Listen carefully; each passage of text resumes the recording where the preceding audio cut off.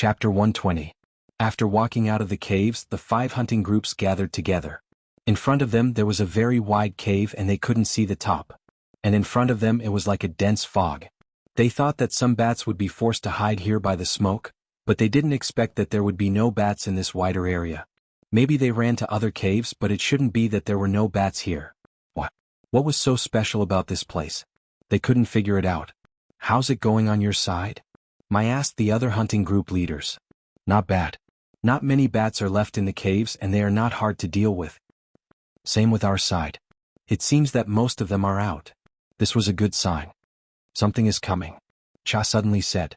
There were more than 5 bat caves outside, and there were other caves that also led to this place. Should we put out the torches? No, it's useless to put out the fire. Wait, there are only 2 coming. Ching made a gesture to the others. The sound of flapping wings was very clear in the quiet cave. Soon, everyone heard the sound of bats flying out from another cave. Whoosh, whoosh. Although they couldn't see the faces of the 2 bats clearly, they could tell where they were by their hearing. Mai and the others threw the long spears at the 2 bats as soon as they came out. The 2 bats only uttered a few short syllables and then fell to the ground. He asked the others to throw the smoke grass into the other caves, and then Ching stepped forward to check on the bats and the prey they caught. The 2 bats had been pierced like hedgehogs, and the cow they caught was also affected, with a few spears on its body. But the cow was still alive, just unconscious. Just like the other prey, the bats only made them unconscious, but didn't kill them directly. Look at the direction they are flying, that way. Everyone looked at the direction Cheng was pointing at, but they couldn't see clearly even with the help of the torches. It was like a dense fog. Cheng, will they? Cha looked at the foggy area in front of him and said, the prey caught by the bats was sent there, so were the 3 missing people in the hunting group sent there? Also, they came here to find out the reason for the bats' abnormal behavior. If they could figure it out, they could solve the problem from the root. Otherwise, they would have to risk being chased by the bats every time they needed to dig for the fire crystals. The reason for the bats' abnormal behavior was probably because of that. The 5 team leaders had once analyzed the situation and felt that the bats were probably preparing food for a leader. This phenomenon was common among many animals. This possibility was extremely high. If that was the case, they would do everything they could to kill that leader. Was the leader inside? If he killed their leader, would the bats disperse? Let's go and take a look. Be careful. Ching warned everyone. As soon as they entered the area shrouded in fog, the torches in their hands became much smaller. The visibility was very low, and there was an extremely unpleasant smell in the surroundings, as if there was a heavy fog. Miasma? Xiaoxian was puzzled. The smell that assailed their nostrils made them feel dizzy. It was not the stench of the bat cave but a smell that made them dizzy. Fortunately, the smell of the rattan grass eased this feeling. Putting a piece of the herb into their mouths, the bitter taste of the herb made everyone feel refreshed. The sound of wings flapping could be heard again. This time there were more of them. After all, the effects of the smoke grass were limited. There were more than 10 bats flying in from other caves, all of them with prey in their hands. Mai and the others had planned to kill them by throwing their spears, but unexpectedly, the bats did not attack the hunting team. They did not even look at them. Instead, they grabbed their prey and flew into the area shrouded in fog. Somewhere in the fog came the sound of a heavy object falling to the ground. Not long after, those bats flew out of the fog and flew back into the cave. Their leader must be in there, Ching said in a low voice. The deeper they went, the smaller the flames of the torches became, as if they could not burn any longer. Due to the influence of the thick fog, even Mai could only see within 10 meters with a torch, not to mention the others. This place. Before Cha could finish his words, he kicked something under his feet. His nerves tightened all of a sudden and he was ready to fight. But soon, he found that the object under his feet did not have any breath of life. Dead? Cha kicked the object under his feet. What Cha kicked was the dead body of a bat. And this bat had been dead for a long time. Not only under Cha's feet, but also in the surrounding area shrouded in fog, there were bat skeletons everywhere. That was to say, there were bat corpses everywhere. In some places there were even several layers of them. It was a little scary. As they went further, the bat corpses piled up thicker and thicker, like a small hill. Dead bats. All of them were dead bats. And many of them died in a miserable way. Their bodies were incomplete, and they were cruelly torn off before they died. No wonder those bats in the cave did not come here. This place was simply a bat graveyard. Every one of them is huge. They have been dead for a long time. Ching said after looking at the few bats on the ground. Look at the traces left on their bodies. It seems that they killed each other. Why would they kill each other? I remember that in some groups of beasts to choose a leader they have to fight each other. I said. You mean, their leader is really here? Everyone suddenly became nervous. If these bats were all alive with such a large number and body size, the 5 small leaders would not dare to bring people here directly. And with so many bats, what kind of ferocious beast would emerge as the winner? Even so, no one had any intention of retreating. In fact, when they were discussing with Mai and the others, Xiao Xin had proposed to go back to the tribe to find reinforcements. After all, the hunting had just begun, and they were all in the first stronghold. It would be faster for them to find reinforcements than the advance group. Moreover, if they went back to the tribe they could find more reinforcements which would be safer. However, Xiao Xin's proposal was rejected by the others. First, it was because of the competition between the 2 hunting groups. The 5 small leaders did not want the other hunting group to participate, and did not even want them to know the news. Second, the more people participated, the less each person would get. No one wanted that.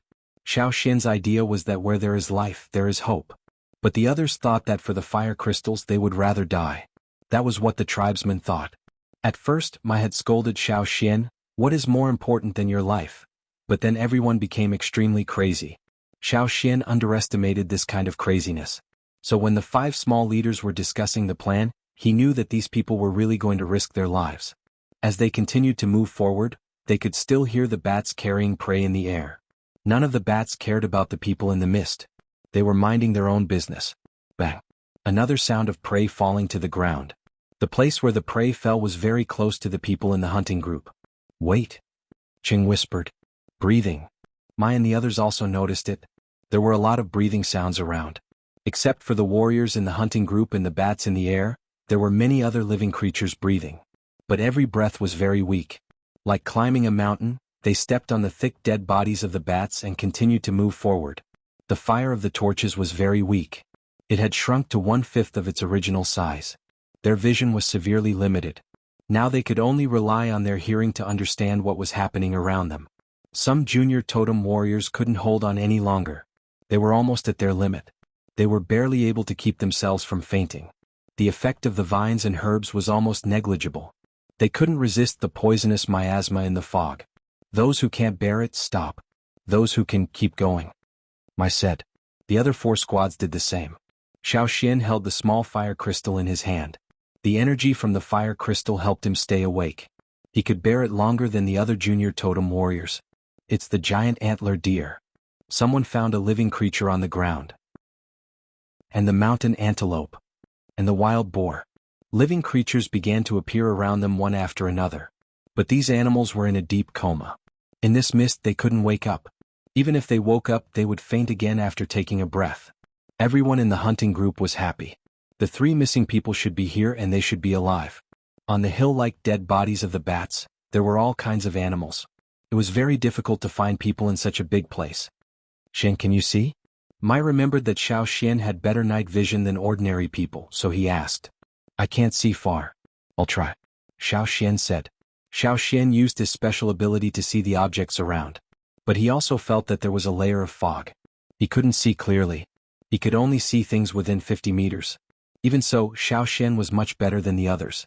Because all he saw were skeletons, he could only tell what kind of animals they were from the skeletons. The others were alert to the surroundings. Xiao Xin was looking for the 3 human skeletons in the field of vision full of skeletons.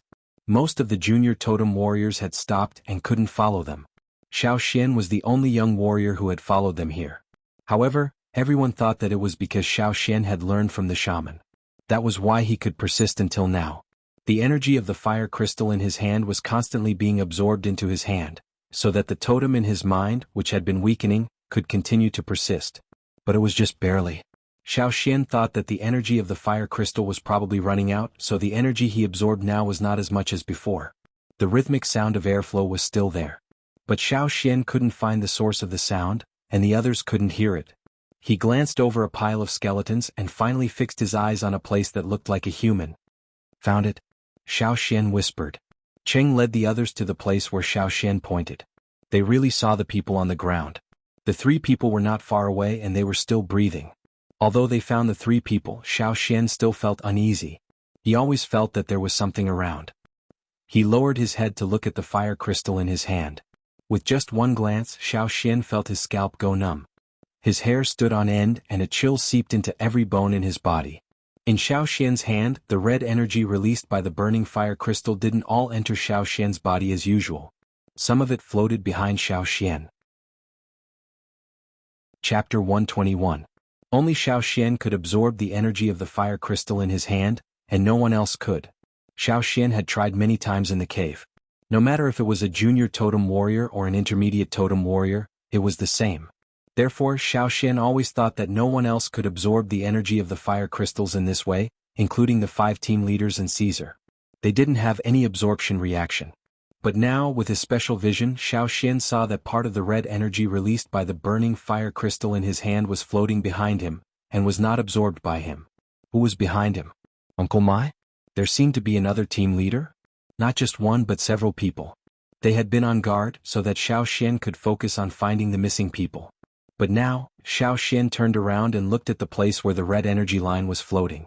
There was a floating object about 3 meters high and shaped like a rhombus. Xiao Xian could not see the skeleton but only a shining rhombus. Mai and the others had been paying attention to the surroundings, but they did not feel anything unusual. They were still wondering if the leader of the bats was not in the cave, or if he was weak and did not come out. Xiao Xian had found the missing 3 people and they were still alive, which was really a good thing. But when they saw the expression on Xiao Xian's face when he turned around, Mai and the others suddenly felt a chill in their hearts. They turned around abruptly, but before they could see clearly, the long spear in Mai's hand had been thrown out. The long spear flew rapidly in the direction where Xiao Xian had been looking at. The long spear did not hit anything and kept flying. After a while, it made a sound of hitting the stone wall and then fell to the ground. They did not see anything. This was what Mai and the others saw after they turned around. Xiao Xian looked down at the hand holding the fire crystal. The red energy line had changed its direction, almost at the moment when Mai moved. The red energy lines emitted from the fire crystal floated upwards.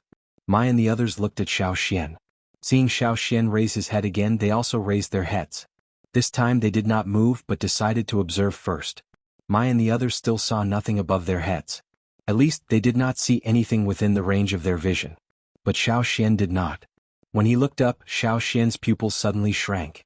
When they had walked into the fog, Xiao Xian had also paid attention to the top, but he did not see anything, nor could he see the top. Now they were stepping on a large number of bat corpses, climbing higher and higher. Xiao Xian could already see the top. There were many shiny rhombuses was hanging at the top. And the one he had seen was the closest one was closest to Xiao Xian. They still gave him the feeling they were still floating. Yes.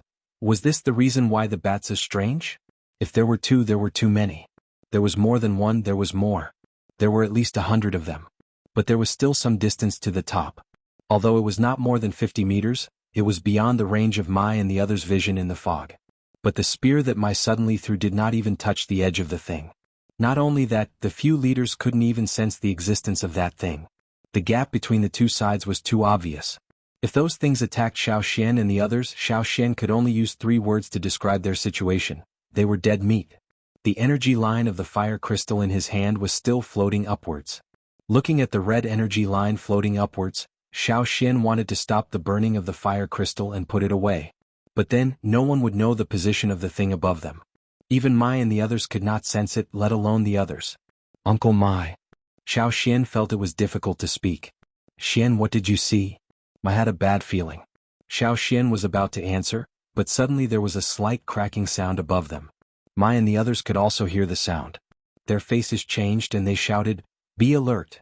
Cheng and the others who were checking on the 3 missing people, quickly put up their guard. However, they could only hear the sound coming from above. They couldn't see or hear anything else. Crack, crack, crack. The sound of a brittle shell cracking continued to ring out. Xiao Xian saw that the shining diamond cracked from the middle. The cracked shell broke and fell, revealing the creature inside. Xiao Xian could only see the skeleton. The skeleton was very similar to a bat. It was not big, but the pressure it brought was 100 times stronger than other bats. When the hunting group walked into the mist, there were still bats coming in from the outside and throwing them here. But somehow not a single bat came here. The creature above them was still breaking out of its shell, and its wings stretched out silently. Its wings were not flapping but it was almost floating there. After breaking out of its shell, it looked down at Xiao Xian. Xiao Xian felt a chill down his spine, and every strand of his hair seemed to be trembling. He could only see the skeleton and the sharp teeth in its mouth. He could not see its eyeballs, but he could still feel a pair of bloody eyes staring at him. It just glanced at him and then turned its head to look at the other diamonds hanging above them. Those were its own kind. The next moment, Xiao Xian saw it open its mouth, and the bones in its nose and throat started to move in a strange way. It was very fast but very regular. The hunters who were standing on top of the dead bats suddenly felt that their heads were about to explode. Their vision, hearing, and everything else disappeared at this moment. Lang Jie and the others fell down without saying a word. Mai and the other intermediate totem warriors were bleeding from their mouths, noses, and ears. After spitting out a mouthful of blood, Mai and the others fell down one after another. All the torches went out and there was no light in the cave. Before they passed out, all they saw was the extinguished torches and then endless darkness. They were all thinking about the same thing. Why didn't they go back to the tribe for help? They were willing to die for the fire crystals, but it did not mean that they wanted the 5 teams to be wiped out. Who would bring the fire crystals back to the tribe? In that case, they would not only fail to make a contribution, but also become the sinners of the tribe. The only one who was still holding on was Xiao Xian. In fact, Xiao Xian was also dizzy. Even with his special vision, everything he saw was almost distorted. What helped him to hold on was the fire crystal in his hand. When the thing above broke out of its shell, it no longer absorbed the energy of the fire crystal. So now, all the energy of the fire crystal was supplied to Xiao Xian. Xiao Xian regretted it now. If he had not dug out the fire crystal, would these things not have happened? Or, he could have stopped them from going back to the tribe for help before taking action? No, even if the tribe used all their strength, they might not be able to defeat those things above. More than 100 of them, bang, bang, bang. Loud explosions came from above. Xiao Xian struggled to hold on and looked up. Damn it. The one that broke out of its shell first was killing its own kind. The diamond-shaped, hanging on the top began to explode one by one. They did not break out of their shells but really exploded into pieces. Some of the diamond-shaped actually had cracks before. Some were breaking out of their shells, but now they were all being slaughtered. Those that were still diamond-shaped were directly exploded by the sound waves, and those that had begun to break out of their shells were torn apart and bitten to death one by one. The reason why a leader was called a leader was because it was the leader of the group. As for the leader, only one would be enough. Ignoring the broken limbs and incomplete corpses that fell one after another, Xiao Xian struggled to walk to Mai and the others. He stretched out his hand to feel them and found that they still had a pulse. He immediately felt relieved. It was good that they were still alive. Unable to stand steadily, Xiao Xian sat down directly. Then he watched as the one that broke out of its diamond-shaped shell first brutally killed its own kind one by one. One of them had its head bitten off and fell in front of Xiao Xian. Without a torch, Xiao Xian could not see with his normal vision. He could only see the skeleton that fell in front of him. He reached out to touch it. There was fur on its body and its flesh was very hard. Its wings were like a shield. If they could survive, this group might become the top overlords of this forest. However, there was only one leader. The others were destined to be tragic and become stepping stones for the leader. No wonder the bats in the cave did not come over. Now that the guys above were fighting, the other bats did not dare to join in at all. They would die if they came. There were countless bat corpses piled up here. Every one of them was a strong member of their species when they were still alive. However, after a series of battles, only a few hundred of them survived. Then, after a special transformation that Xiao Xian could not understand, they transformed from powerful wild beasts into top-tier fearsome beasts. After that, the ones that were selected were the strongest in the group. For example, the one that was slaughtering its own kind. One step ahead, one step ahead. Although many of the bats above had not broken out of their shells, they still had some ability to move. They could not be killed all at once. The slaughter went on for about half an hour. Xiao Xian sat on the ground and watched for half an hour. He could not get up now and could not control his body's balance. He could only sit there for the time being. When the killing above was over, the sound waves finally stopped. Xiao Xian felt that his swollen head was much better, and his vision was no longer distorted. Feeling something strange, Xiao Xian looked up. Less than half a meter away from him, a skeleton stood there silently. Xiao Xian could even clearly smell the blood on it. Xiao Xian and the bat looked at each other for a few seconds. When Xiao Xian was wondering if the bat had finished slaughtering its own kind and was going to kill someone, he saw the bat leader bite the headless corpse that fell there. Soon it let go, looked elsewhere and walked over. It also had folded wings and strong hind legs, but when it walked, it was much lighter than the other bats. Even in front of Xiao Xian could barely hear the sound of it walking. The bat leader walked along the battlefield. Everywhere it went, it would bite its own kind that it had killed, and the living things that the other bats had sent over. Strangely, it avoided the people in the hunting group. When the bat leader walked away, Xiao Xian reached out to touch the headless skeleton. It was shriveled. It did not look big, but its appetite was amazing and it ate very fast. The other bats had to lick it. The bat leader seemed to bite it very casually, but soon it let go. However, the prey that was bitten had turned from a coma to a dead one, and its body had become shriveled. Almost all the food sent by the bats in the cave and in the stone crevices had been bitten, except for the people in the hunting group. Looking at it eating, Xiao Xian had a feeling that the last winner of the battle was disdaining the food it had just eaten. Chapter 122. After eating, it flew up and kept flying upwards. Soon it disappeared from Xiao Xian's sight. On the mountain in the sinkhole, a black shadow flashed silently from one of the cracks in the stone wall inside the sinkhole. Yangguang was shining brightly. Under the bright Yangguang, the black shadow went straight to the sky and was hard to catch. If Xiao Xian could see it, he would find that it was moving the bones in its nose and throat quickly, making a sound that even intermediate totem warriors could not hear. However, it was precisely after such an inaudible sound that large bats flew out from various parts of the forest. No matter what these bats were doing just now, whether they were hunting, eating, chasing after the people who threw the smoke grass into the cave, or other things, they all stopped what they were doing and flew up without hesitation towards the sky above the sinkhole. In the gray area full of giant spider webs, the people who were struggling to avoid being chased saw that the bats chasing them all turned around. The bats stuck to the spider webs struggled crazily, gnawing at the spider webs. After breaking free from the spider webs, they flew up and flew towards the sinkhole. What's wrong with them? A person who was so tired that he was panting asked his companions. The direction they are flying is over the mountain. Did something happen to the leader and the others? Let's go. The team members blew their whistles, using the sound to communicate their movements. The people who were responsible for attracting the bats in the cave all rushed towards the bat cave. When they got out of the forest, there was no longer dense branches blocking their vision. They saw that the sky above the sinkhole was gathering a dark cloud, and this dark cloud was getting bigger and bigger. Be it nearby or far away, almost all the bats flew toward the sinkhole at this moment and joined the dark cloud. In the cave, Xiao Xian recovered some strength. It was not good to stay here for long. If they stayed here, the people who were unconscious would fall asleep again even if they woke up. Xiao Xian carried the people who were unconscious on the pile of bat corpses out of the foggy area one by one. After carrying everyone out, Xiao Xian gave them some herbs one by one. There were no living bats in the cave. After a while, Xiao Xian heard voices coming from outside the cave. It was the person responsible for luring the bats away. Seeing all the bodies lying on the ground, the people who came over were so scared that their hearts skipped a beat. Only after checking them one by one did they relax. What's going on outside? Xiao Xian asked. The ones that were chasing us have all flown to the top of the mountain. The ones in the cave? Well, the bats you mentioned have all left. There are a lot of them gathered at the top of the mountain, the man said. Let's get out of here quickly. That was indeed the case.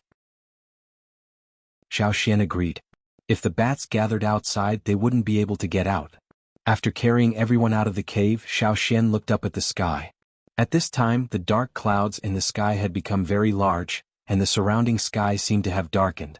Xiao Xian stood there, unable to sense a trace of Yangguang. He turned around and looked around. There were many places at the foot of the mountain that were shrouded in shadows.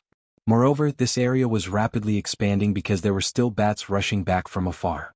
What do they want to do? I don't know. Seeing such a scale, the people who were still conscious all felt that what they had done before was too bold. There were no more than 150 people in total, but what about the bats above? Such a huge number was too terrifying. Could it be that all the bats in the forest had come here? While looking at the sky, Xiao Xian suddenly heard some noises. He looked over and saw Caesar running towards him. When the 5 hunting groups were on the mission, Xiao Xian didn't let Caesar join them. Caesar hated the smell of the smoke grass, so he let Caesar stay in the cave of Cha's hunting group, waiting with the wounded. But to his surprise, Caesar actually ran over. Why is he here? Did something happen at the first location? The people around him asked nervously. No, Caesar is just worried about this place, Xiao Xian said. Caesar was staying in the cave, but when he heard the voice of the bat leader, he rushed out and found this place by following the smell. Rubbing Caesar's head, Xiao Xian asked Caesar to rest on the side. In the sky, the dark cloud had expanded to its limit. No more bats joined it, so it flew towards one direction. That's, Xiao Xian looked over. In that direction, in the distance, there was a very tall mountain, taller than the surrounding mountains. It was surrounded by clouds and mist, and the top of the mountain was covered with white snow. I remember that there are many caves on that mountain. Yes, I once went there with the chief, but there were many cave bears and other ferocious beasts living in the caves, so the chief didn't allow us to get close. The people in the hunting group were talking about their understanding of that mountain. Now the bats that had gathered together and formed a huge dark cloud were flying towards that mountain. Were they going to fight for territory? Maybe a fight is unavoidable. Which side do you think will win? I don't know. I don't want those things to win. Otherwise, how can we hunt in the future? The people in the hunting group were worried. The other people in the hunting group patted each other's shoulders sympathetically. It was really bad luck to fight against these monsters. If it weren't for the fire crystals, they wouldn't dare to provoke these monsters. Since the bats had left, the rest of the people discussed and decided to bring the unconscious people back to the cave first. Probably because of those bats, they didn't encounter any ferocious beasts or wild animals on the way back. One day later, among the unconscious people, Mai and the others were the first to wake up.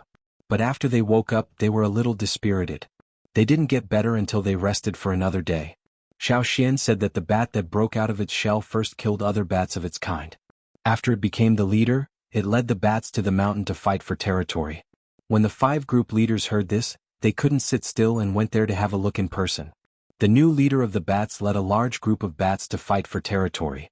There were a lot of casualties, but they won and drove out all the other creatures that lived in the mountain cave. When Mai and the others went there, they saw some dead bodies of cave bears.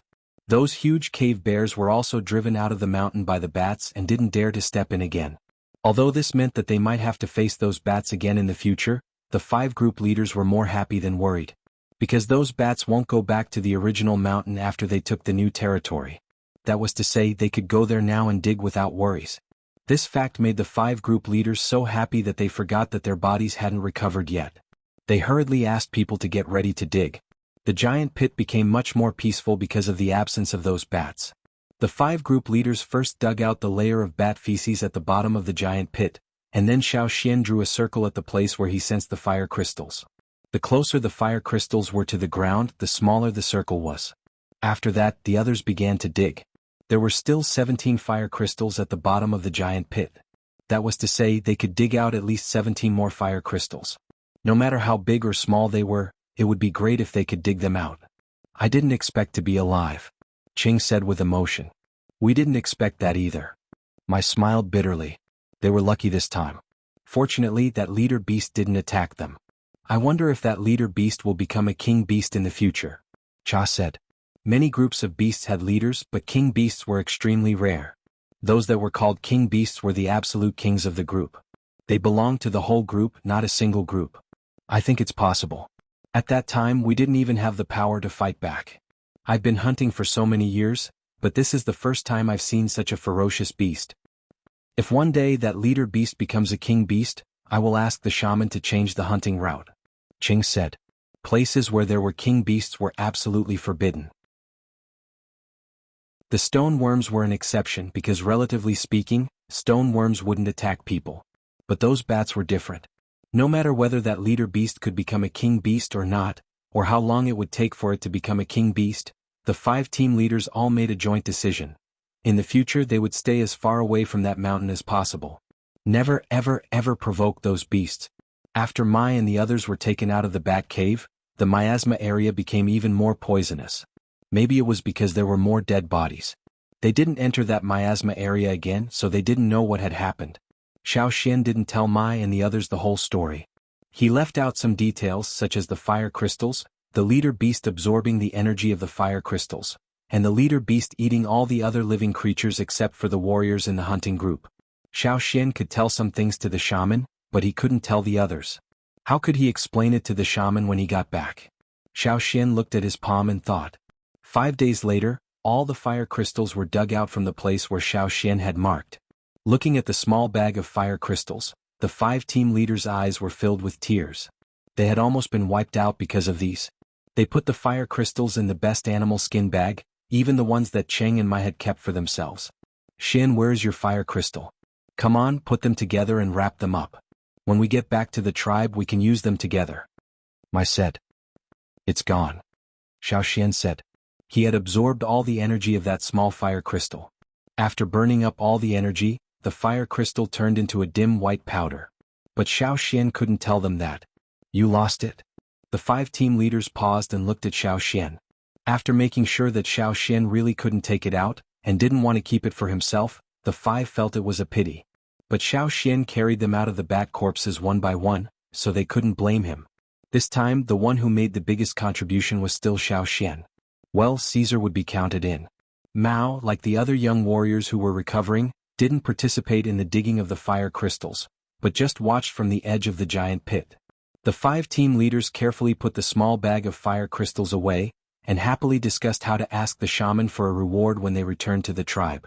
Mao, on the other hand, was thinking in his mind, I wonder what kind of expression my Abba would have when he knows about this when the hunting team gathers.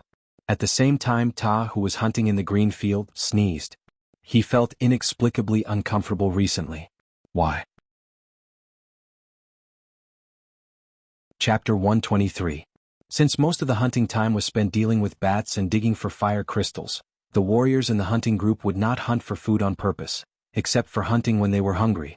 Basically, no one in the 5 hunting groups would go out of their way to hunt and store food. As the gathering day approached, there were only a few days left for hunting. The 5 group leaders stayed together almost all day just to keep an eye on that small bag of fire crystals. As for hunting prey, the 5 group leaders would tell you that it was just a small matter. Finally, the gathering day arrived. Ta led the advance group and hunted a lot of prey. In the first hunt of the year, Gigu's hunting group had a good harvest. Ta did not want to lose to them. Luckily, they were lucky enough to find a kind of curly-tailed plant. He did not know what would happen if Mai and the others brought the wolf. Ta was a little worried. They came back earlier this time. They thought that it would take 2 or 3 days for the 5 hunting groups to arrive. Unexpectedly, the 5 hunting groups arrived together. This had never happened before. Only when a hunting group was in great danger would they ask for help from other hunting groups. However, the 5 hunting groups, although many were injured, they all looked positive. Looking at the wolf, well, it seemed to be getting along well with the other warriors. Seeing that the 5 hunting groups were in good condition, but with only a pitiful amount of prey, Ta felt that he was holding his breath again. What happened? Ta asked in a bad tone. The leaders of the 5 hunting groups stood together, showing their white teeth to tower. Their smiles were very stupid. In the tribe, Old Ku had been suffering from insomnia recently, especially in the days before the return of the hunting group. He walked to the path of glory several times every day. He wondered how Xian and the others were doing. Would Caesar perform well? It was the first time for him to go out of the tribe. There were so many beasts in the forest. Would he be okay? While he was thinking, Old Ku suddenly heard an eagle cry in the sky. He looked up at the cha-cha in the sky. Old Ku paused. The hunting group was back. Without any hesitation, Old Ku hurried to the path of glory. When he got there, some people were already standing by the road, talking. I heard that many people were seriously injured this time. Which hunting group? I don't know. Old Ku was worried. Could it be Mai's hunting group? Before they set off, someone had said that Mai would probably encounter trouble if he brought Caesar, a wolf, who would bring a wild beast out to hunt. Many people around them also mentioned Caesar, and their words were not very nice. Old Ku almost got into a fight with someone. Soon after, those who were more seriously injured were sent back. There were indeed quite a few of them. Half a day later, the hunting team showed up. Except for the advance group, the other groups didn't have much prey, someone said. Not only was it not much, it was pitifully little. What happened? While the crowd was discussing, many people in the other hunting group were also thinking to themselves, sure enough, our hunting group is stronger. Look at the results of their hunting team this time. No one had expected that the results of the hunt would be so terrible. In the past, every time they came back they would bring back a lot of food. Even at the worst time it was much better than this time. So I forget it. It's good that you're back. It was the first hunt of the year and many people were looking forward to it. But now they were inevitably disappointed. Winter was over and it seemed that they would have to continue to starve. Their families were already starving. Even though they were disappointed, they still decided to comfort the people who had returned. It was not easy for them to adjust their emotions. They planned to say a few words of comfort when the main group came over. Unexpectedly, the people who had embarked on the road of glory all held their heads high and puffed out their chests. They did not feel dispirited at all. They pulled the few prey they had and waved their fists at their families on the roadside. The people who had prepared a lot of comforting words swallowed them back. What happened to them? Were they shocked by the results of the hunt? No one could figure out why they were behaving like that. Old Ku looked at Xiao Xian and Caesar, who were safe and sound, and finally felt relieved. The results of the hunt didn't matter as long as they were back. However, Old Ku looked at the team leader Ta, who was walking in front of the team. The expression on his face was very subtle. You could say that he was happy, but he was not as proud as everyone thought. But you could also say that he was depressed. What on earth happened? When the hunting team finished the sword cleansing ceremony, they rushed down the mountain. Some warriors even forgot about the small amount of prey they had. Soon, everyone knew why the hunting team behaved so strangely this time. Fire crystals. Old Ku's mouth trembled. He confirmed it several times and then he stamped his crutch hard. Not only Old Ku in the tribe, the same thing happened in many people's families. Some older people even fainted because of excessive excitement. Bad results? There was no problem. The fire crystals were the biggest reward. Poor food at home? That was not a problem. There were still fish in the river at the foot of the mountain. They would not die if they ate fish for 20 days. What? Did they think the energy in those fish was too little? There were fire crystals. The shaman had said that all those who had contributed to this matter, including their relatives, parents, wives, children, brothers and sisters, could be called up. Now the tribe was bustling. Those who were related by blood hurried to find connections, and those who were not, created connections. What a rare opportunity. It was said that they had found a lot of fire crystals this time. Xiao Xian played an important role in this matter, but in the tribe except for Old Ku, Xiao Xian had no close friends. The shaman specially gave him a few more places so that he could bring people who were not related by blood up the mountain. Old Ku Gu and some others who had helped Xiao Xian before were brought up the mountain. Tu and Jeba, who had awakened their power this year, were also brought up by Xiao Xian. Unfortunately, only those who had awakened their power could absorb the fire crystals. So, for some people, even if Xiao Xian wanted to help them, it was useless. That day, the people who were taken to the mountain were all overjoyed, while those who couldn't, especially those from the other hunting group, were so envious and jealous that their eyes turned red. The shaman put a few fire crystals next to the fire seed. After he finished chanting, the fire seed's flame grew bigger, and swallowed the fire crystals next to it. Different from when Xiao Xian absorbed the fire crystals by himself in the fire pit, the red energy released by the fire crystals could be seen by everyone. The red energy came out from the fire, and was absorbed by the people sitting around the fire pit. Although this was an action of 5 hunting teams, the advance group could not be completely abandoned. After all, the advance group was looking for medicine for everyone. Every time someone was seriously injured, they would use the medicine they found. Therefore, there were also people from the advance group sitting around them. However, they always felt a little uncomfortable, especially Ta, who had a very complicated feeling. It was that boy again. That was what Ta thought after he knew the cause and effect. Although the fire crystals they brought back were few, they were not used up. The ones that were burned were enough for those who went up the mountain to absorb. More would be a waste. So, the rest of the fire crystals were kept by the shaman, and he would reward them according to their merits. If others wanted to absorb the fire crystals, they had to show their merits, and the shaman would naturally reward them. The shaman praised Caesar in person, and also said that he would never take back the pattern plate he gave Caesar.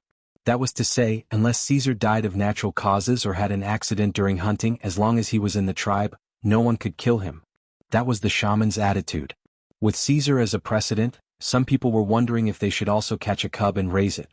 After absorbing the fire crystals for 2 days, several warriors in the tribe advanced from the primary level to the intermediate level. For example, Lang Jie and Ong had already broken through the chop.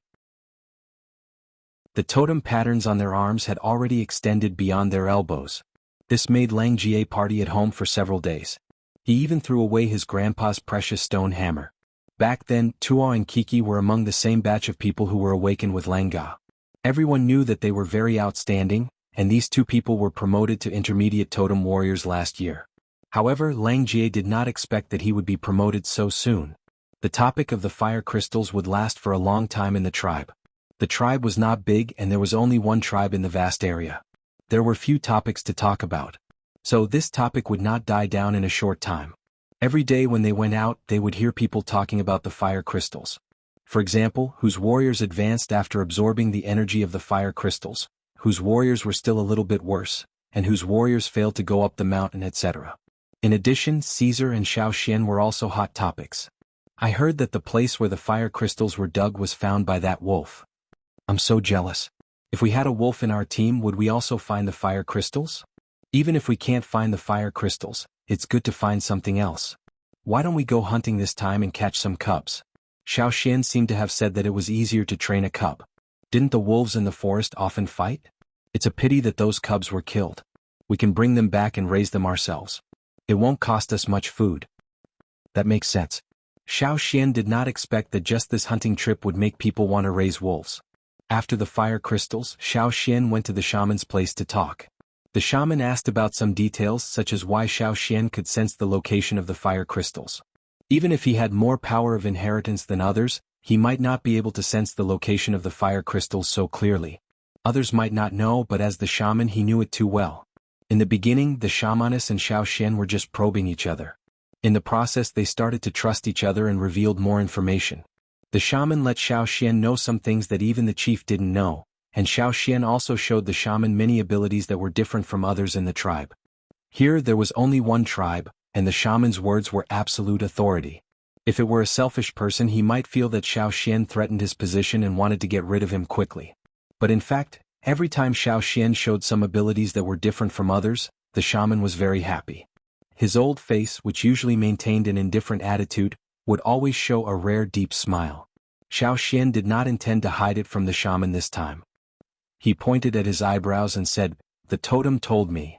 Did you really lose the small piece of fire crystal that you were holding?" The shaman asked again. He didn't care about anything, he was just curious. He didn't think that Xiao Xian would easily lose such an important thing. Moreover, since he could sense the fire crystal, why didn't he notice it when he lost it? "I didn't say I lost it. I just said that the fire crystal is gone." Xiao Xian raised his hand and said to the shaman, "I can absorb fire crystals." Chapter 124. The shaman's face trembled violently, as if he couldn't believe Xiao Xian's words. However, Xiao Xian didn't seem to be lying. "Wait a moment." The shaman turned around and took out a piece of fire crystal, handing it to Xiao Xian. "You absorb it, let me see." Xiao Xian didn't say much. He took the fire crystal and began to absorb it. Others couldn't see the energy of the fire crystal when Xiao Xian absorbed it, but the shaman could see a little. Although it wasn't clear those energy lines were real. How could it be? The shaman was puzzled. Xiao Xian told the secret in the hope that the shaman could answer some of his doubts. He didn't know much about the special power in his body, so he needed the shaman to explain. But unexpectedly the shaman didn't know the answer. Seeing the shaman lost in thought again, Xiao Xian put the fire crystal in his hand on the stone table in front of the shaman. Xiao Xian's action brought the shaman back to reality.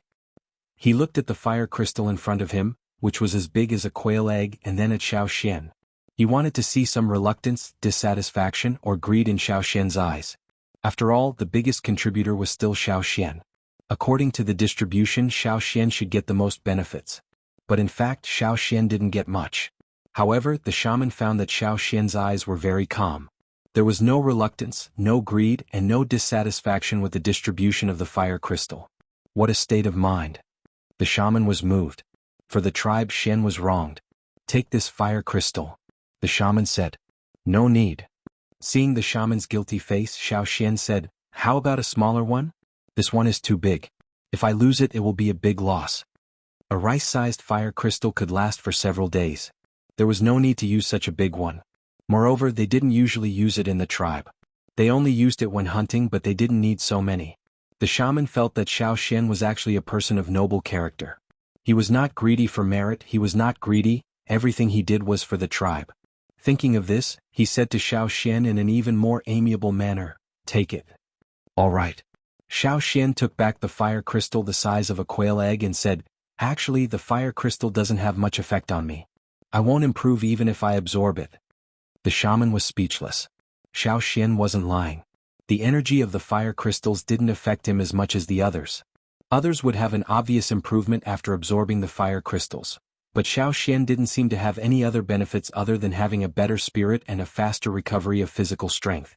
He had absorbed more than half of the small piece of fire crystal that he had used as an experiment. This time he had absorbed a lot of energy from the fire crystals by the fire pit with the others. He had absorbed more energy than the other warriors, but the totem patterns on his arms did not extend. Coming out from the shaman's place, Xiao Xian had several animal skin scrolls in his hands. They were empty scrolls used to make Wu roll. After talking about the fire crystals, the shaman showed Xiao Xian some ancient scrolls. They were all drawn by the shaman in the past. Among them there was a Wu roll about hunting dogs drawn by the ancestors. The shaman was like this. The more you showed your ability, the more help he would give you. As long as it was beneficial to the tribe, he would open the door to help you. In the past, the shaman might not have shown these early Wu roll scrolls to Xiao Xian. After all, they involved some secrets of the tribe, and before the time was right, the shaman didn't want to let others know about these secrets. But now the shaman changed his mind. The ancient scrolls drawn by the ancestors were well kept by the shaman. After thousands of years, the ancient scrolls were not damaged much. However, these ancient scrolls couldn't be taken out. They could only be read at the shaman's place. Xiao Xian first skimmed through the ancient scrolls, and then picked the one about hunting dogs and carefully read it. After going down the mountain in the afternoon, Xiao Xian locked himself in the room and began to draw on the empty scroll with a pen. He copied down what he had seen in the ancient scrolls. When he was still in the cave, Xiao Xian had seen pictures of hunting warriors with hunting dogs from the murals in the stone room. But he didn't have a clear idea. After all, this was a new world. Anything that looked normal might hide many secrets that others didn't know. But this time, after reading the ancient scrolls, Xiao Xian also found that the ancestors had different requirements for hunting dogs. According to what was written in the ancient scroll, the ancestors would select a group of healthy, strong and clever puppies when the hounds were still young. Then they would undergo strict training. During the training, some puppies might die, and the last ones who survived would go through the second round of selection. The hunting dogs raised by the ancestors were divided into ordinary hunting dogs and accompanying hunting dogs. The ordinary hunting dogs were the ones that were left behind after training. They would usually participate in hunting or defense, but they were not truly recognized by the tribe and were not passed down by the tribe. Accompanying hunting dogs were different. They were carefully selected and they had enough strength and loyalty. They were recognized by the whole tribe, and the shaman engraved the tribe's totem on them. From then on, they would become a member of the tribe. They could also participate in the sacrifice. They could absorb the totem power from the fire totem like others, and they would be much stronger than ordinary hunting dogs. However, this engraving only existed in their generation. The pups of accompanying hunting dogs were still like ordinary hunting dogs. They had to go through training and selection to be recognized. But generally speaking, the offspring of accompanying hunting dogs were very good. As for the engraving secret skill, only the tribe's shaman could master it, because it needed the power of inheritance. When Xiao Xian was reading the ancient scrolls at the shaman's place, the shaman said that if Xiao Xian wanted to try, he would find all the ancient scrolls about this. After all, now it seemed that Caesar already met the requirements of engraving. The engraving secret skill is very complicated, and it can't be mastered in a short time. This was what the shaman said when Xiao Xian left. Xiao Xian understood what the shaman meant. The shaman just didn't want Xiao Xian to be too impatient. If he tried to engrave before fully mastering the skill, not only would the engraving fail, but Caesar might also die. According to the shaman volume, there was a chance of success when the secret engraving skill was used. Among the 10 selected hounds, only half of them succeeded in engraving the engraving skill. It was very risky. Even the current shaman had never tried the engraving secret skill. After all, there was no animal in the tribe that he could try it on. Xiao Xian had to think carefully about what to do. It was up to him to make the choice and the shaman wouldn't interfere. Since there was such a big risk, Xiao Xian naturally wouldn't treat it lightly. He had to study the so-called engraving secret skill first. Looking at Caesar, who was lying at his feet and yawning, Xiao Xian sighed in his heart. Caesar was just a wild animal, not at the level of a ferocious beast. In the forest, he couldn't compare to the alpha wolf in the pack. This was determined by his innate condition, and had nothing to do with Caesar himself. It wasn't possible to become a ferocious beast from an ordinary wild animal overnight. Just like the bats in the bat cave, every one of them had to step on a mountain of corpses to become a ferocious beast. In such a big environment, ordinary wild animals couldn't survive for long in the forest. Even the people in the tribe had to work hard to become stronger. Whether it was humans or beasts, they all tried to swim up the pyramid, leaving behind countless corpses on every floor. Alas, we can only take it slow. Xiao Xian sighed as he looked at Caesar, who was still yawning slowly. Every day, Xiao Xian copied the ancient scrolls he read at the shaman's place onto a new animal skin roll. Then he studied them carefully and used the power of inheritance according to the instructions in the scrolls. The shaman also took out all the ancient scrolls related to the engraving secret skill and showed them to Xiao Xian. Except when he went out to hunt, Xiao Xian continued to copy the ancient scrolls as long as he stayed in the tribe. In Xiao Xian's room he had finished copying more than 10 animal skin rolls. This was the result of many times of copying. While Xiao Xian was copying these ancient scrolls, many people came to him. Since the people in the tribe had the idea of raising wild animals, every time the hunting team came back, there would be people coming to ask about it. For example, Mo Air came to Xiao Xian's room one day. Mo Air wanted to ask about the Xiao Xian's methods of raising and training, but no one had any experience in this field. It seemed simple, but many people kept raising them until they died. Xiao Xian looked at the cub in Mo Air's hand and raised his eyebrows. Cave lion? This cub was not easy to find. Cave lions were quite ferocious and most of them would grow up to be ferocious beasts. Even wolves would not dare to provoke them. Mo Air wondered what would happen to this cub. According to Mo Air, on their hunting route, a cave bear fought with a cave lion in a mountain. The cave lion lost and the cub in the cave was bitten to death. When the hunting team went there was only one cub left. So Mo Air brought it back and wanted to try raising it himself. Xiao Xian had no experience in raising a cave lion. At first he treated Caesar as a dog, but in the end he still had the ferocious nature of a wolf. Fortunately, Caesar could control it. As for Mo Air's cave lion, Xiao Xian could only tell him some general things to pay attention to. As for how to raise it, it was up to Mo Air. This kind of ferocious beast had to be guarded at all times, and could not be allowed to get out of control. If something went wrong, the people in the tribe would kill it first. Even though they knew it would be troublesome to raise it, many people still tried. Not only Mo Air, but in the next few hunting missions, every time someone brought back a wolf cub similar to the one Caesar had when he first arrived. Some people also brought back other animals. Some people vowed to raise them, but in the end they ended up in the pot or in the stomach. But there were still a few people who insisted, and most of them were young warriors like Mo Air. During the winter, Xiao Xian had demonstrated the ability of flying animals like Cha-Cha to everyone. At the beginning of this year, Caesar had been recognized by the tribe. This had also given the group of young warriors a new direction to take. Xiao Xian was now the first person in the tribe who raised animals and was recognized by the shaman. So every time someone brought back a cub, they would run to him to ask about it. Especially Mao, it was understandable for others to catch wolves, tigers, leopards, lions, etc. In the tribe, these ferocious carnivorous beasts were the most satisfying. But why did Mao bring back a wild boar cub? No, it was not a wild boar but more like a deer dolphin. Chapter 125. When Mao was hunting, he saw creatures with 4 fangs and thought they were like ferocious boars. He saw a few wild boars with 4 fangs. When he finally caught a cub and brought it back, he was told that it wasn't a wild boar, but another kind of wild beast that looked like a wild boar. They had 2 pairs of 4 fangs and they didn't have thick fur on their bodies. They looked a little fierce.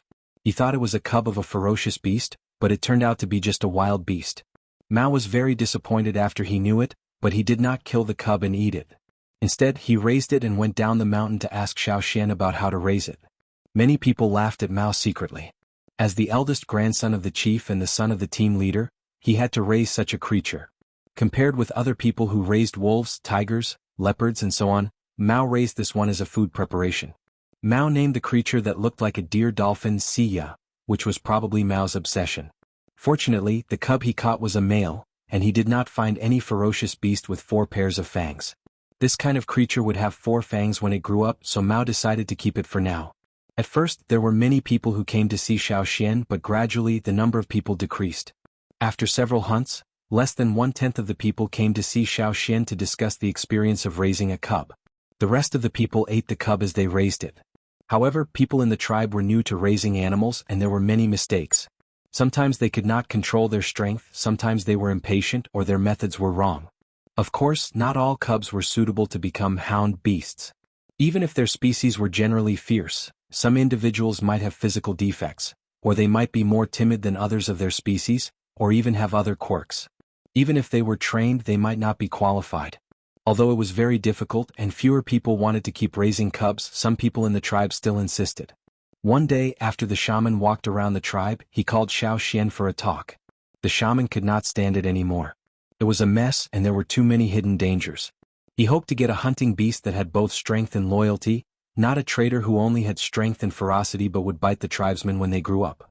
The quality of the trained beast would be determined by the quality of the trained beast.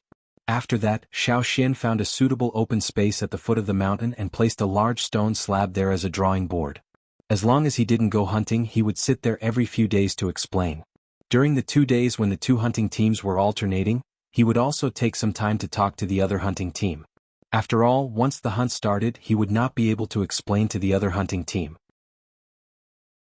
If you want them to learn what you're teaching, you have to give them commands and hand signals before pulling the straw rope during training.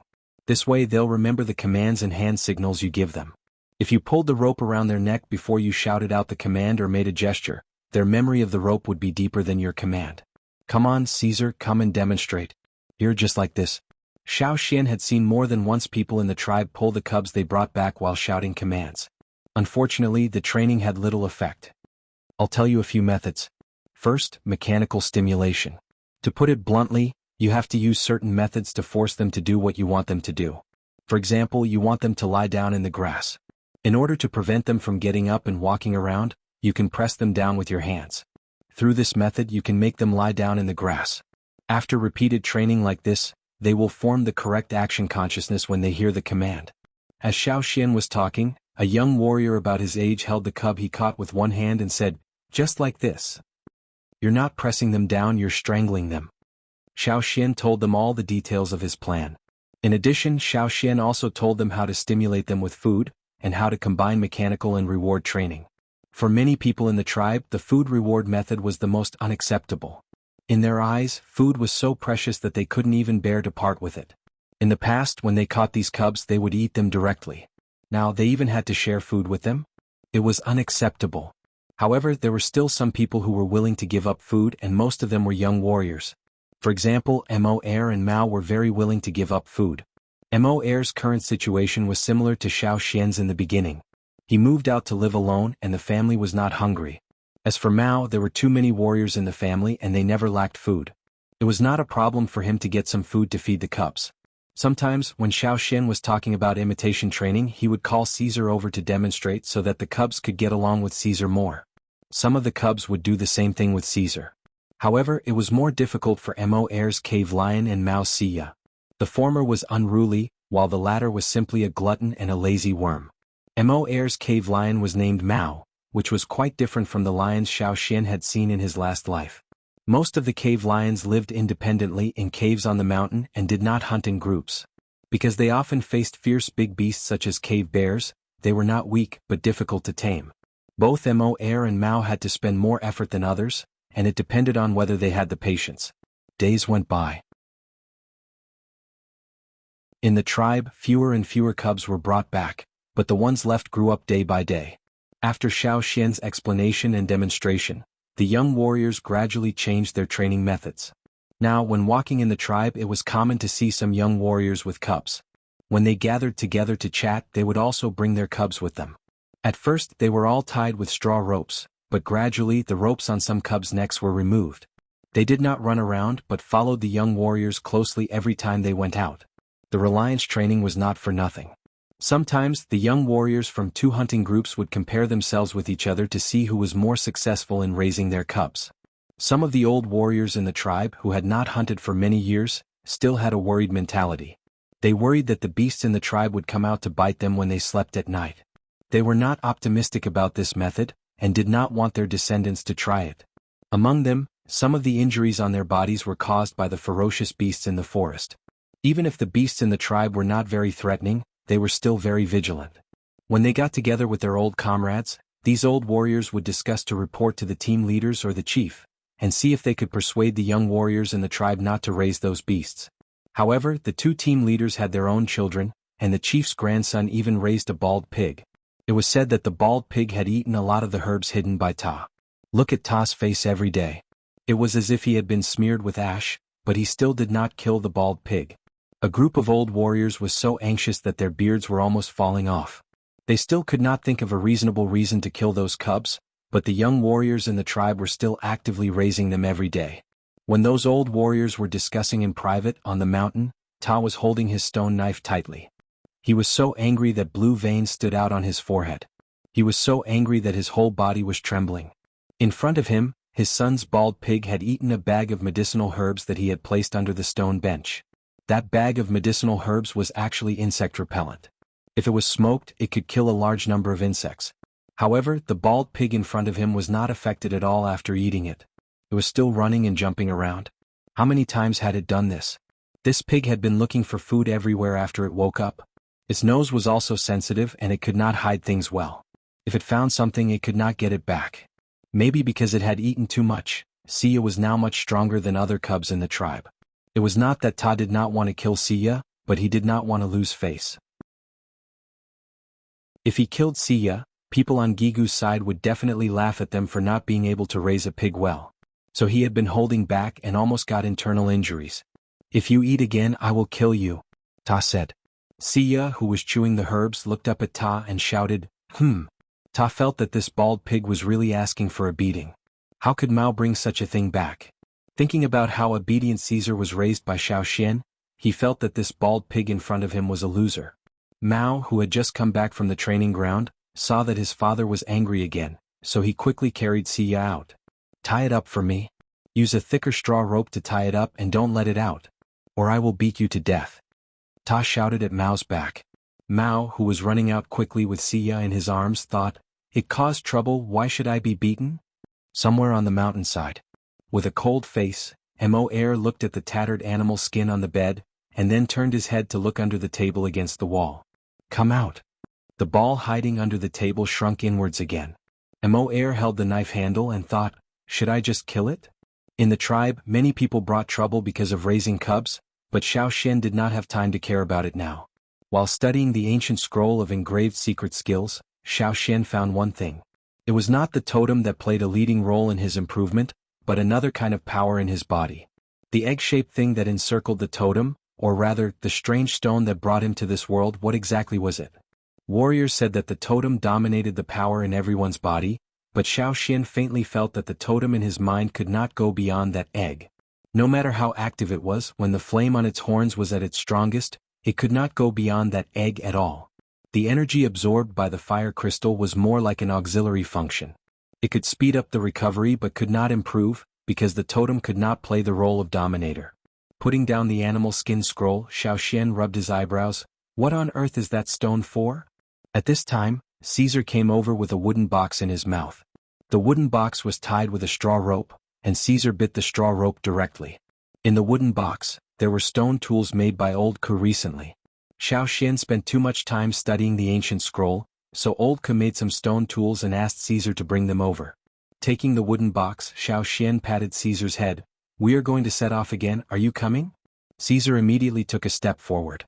"Yes." Xiaoxian rolled up the animal skin scroll and put it away. If there was no accompanying hunting dog, then he would get a accompanying hunting wolf.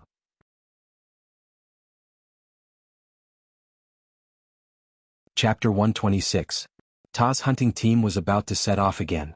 The people in the tribe were used to seeing a different animal on the path of glory. So far, it was the only animal that could hunt with the team.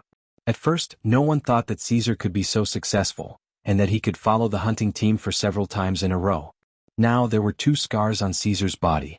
The wounds had healed, but the hair on the wounds had not grown back. The wounds looked very obvious. They were caused by an adult giant-clawed beast during one of the hunting trips. That time the Xiaoxian was shocked. If Caesar had reacted a little slower, he would have been cut in half by the giant-clawed beast's claws. Later, when they returned to the tribe, the Xiaoxian planned to let Caesar rest a few more times. Unexpectedly, on the next hunting trip, Caesar took the initiative to follow them again, and the Xiaoxian could not drive him away. He liked to run in the forest and he liked to hunt prey that were much bigger than him. Every time the hunting time approached, Caesar would be very excited. When he was recuperating, the Xiaoxian asked him to stay in the tribe, and the whole wolf became listless. Now the wounds were all healed, but the hair did not grow back. Mai and the others said that the hair around the 2 scars might not grow back. Just like the people in the tribe, the scars on the body were the proof of battle achievements, proving that they had faced prey that was stronger than them. Therefore, the scars on Caesar's body did not make people doubt Caesar's ability. On the contrary, they praised him. This time, before entering the forest, several team leaders talked for a short while, and one of them mentioned Caesar. The other four were very envious of Mai. Since they had Caesar, Mai and the others had several unexpected surprises. From the fire crystals at the beginning to some hard-to-find medicinal materials, they were all found by Caesar's wolf nose. In addition, when hunting he could also help attack. How could they not be envious? By the way, Mai, you should pay attention to the ferocious beasts and wild animals in the hunting area. There may be some changes, said Qing. Speaking of changes, there seems to be some. The giant antler deer herd, the bison herd, and even the wolves seem to have changed. Mai also said. What happened? The other team leaders also asked curiously. After all, the forest was so big and the hunting area was only a small part of it. Generally speaking, the wild beasts and ferocious beasts in the forest would not change their living area at will, unless the seasons changed. Most of the time they would stay in their own territory to hunt. However, Cheng Himai said that there were changes in the area where the wild beasts and ferocious beasts were active. This was unusual. Did something happen on your side again? One of the team leaders asked, referring to the strange bat incident at the beginning of the year. No, it's not. Ching shook his head. But it does have something to do with those bats. The bats had gone to take over a large territory. All the ferocious beasts on the mountain had been chased away, and the ferocious beasts that had left had to look for new territories. The battle had been going on until now. Coupled with the threat of the bats themselves, a large area of wild beasts and ferocious beasts in the surrounding area had changed. The birth of a powerhouse would cause a large-scale restructuring of the local power structure. In addition to the new mountain occupied by the bats, there were also changes in the giant pit. Cheng planned to go to the giant pit again to see if he could dig out something, but when he went again he could not enter. The giant pit, as well as the stone crevices and caves, were all filled with poisonous miasma. There used to be some sparse grass on the top of the mountain, but now it was all dead. The whole place looked gloomy and horrible. Did those bats go back? Mai asked. I don't know. I didn't see any bats there. Ching said. Then they shouldn't.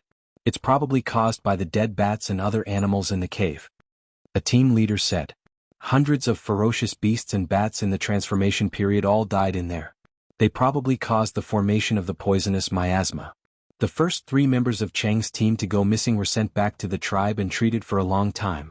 It was obvious that the poisonous miasma was very powerful. Even if the others were unconscious, Xiao Xian quickly carried them out of the poisonous miasma area. They did not stay there for long. Knowing how powerful the miasma was, Qing did not dare to rush in with the others. He had to give up and ask the others to stay away. The mountain where the giant pit was located and the territory occupied by the bats were not on Mai's hunting route, but they would affect their hunting. Don't mess with those bats, Mai said. Of course I know. Qing understood, but he was not willing to give up and just complained. After entering the forest, the hunting groups split up. Mai led the others to the hunting area of the first stronghold to hunt. There was nothing different on the first day, but Mai also told the others in the hunting group to be careful during this period. There might be some ferocious beasts that had not appeared in this hunting area before. They should also pay attention to the changes in the herd. There was a giant antler deer herd in the hunting area of the first stronghold. Mai led the others there to hunt. Mai, have you noticed that we have not encountered the wolves that used to attack the giant antler deer herd several times? A middle-aged warrior in the hunting group said to Mai. Yes. Mai did not say anything. Caesar didn't encounter that pack of wolves during his first hunting trip. Everyone in the hunting group had been worried about what would happen if Caesar encountered that pack of wolves. However, they hadn't encountered any of them this year. The first time was because of an accident and they left the hunting route.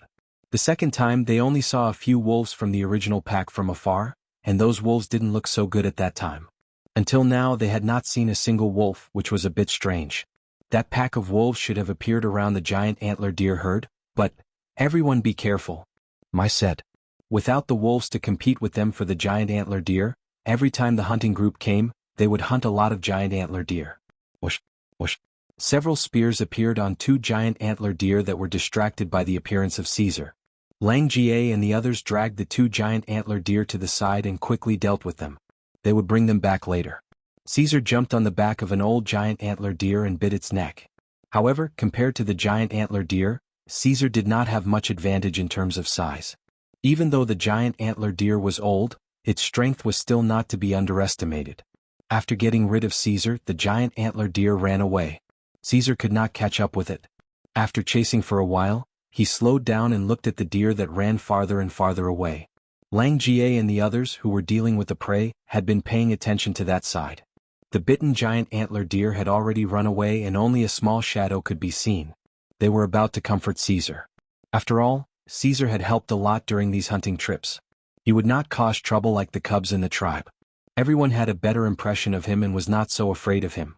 Just as they were about to say something, everyone's eyes froze. Lang Jie and the others stopped what they were doing. Especially Caesar, who was about to turn back. Unexpectedly, the moment before he turned back, he saw that the giant antler deer was bitten by a big wolf that suddenly jumped out. The huge impact made the giant antler deer stumble and fall. It struggled to stand up, but the reality did not give it a chance. Then the second, the third, a group of wolves surrounded the giant antler deer. Even from a distance, Lang Jie could see the bloody meat that was bitten and thrown out. Those wolves? Lang Jie had a bad feeling. They are not from the previous wolf group. Mai's face darkened. Every hunting team had a certain understanding of the prey and predators in their hunting area. The wolf group was an important part of that. Naturally, they knew which wolves were active in this area in the past. Although they were far away and could not see clearly, judging from the hunting style, they were not from the previous group. The wolves that appeared now were more cruel. They did not bite the giant antler deer to death directly, but bit and gnawed it to death. Caesar stared at the wolves in the distance. The skin on his nose wrinkled and the fangs in his mouth were exposed. He also growled in a low voice. "Caesar, come back." Xiao Xian shouted. Caesar was similar to the previous group of wolves here, but the wolves that appeared now were more dangerous. Caesar could not be allowed to touch them. Not to mention that he was outnumbered. Even if he fought alone, Caesar might not be able to win. The wolves were generally larger and their style was quite ferocious. It would not be good for him to go there. Normally, when hunting, the warriors of the hunting team would not provoke the wolves. The wolves in the forest were very vengeful. Unless they were all killed, they had to be careful of their revenge. Since there was a new wolf group, the warriors of the hunting team did not stay for long. They hurried to leave with the prey.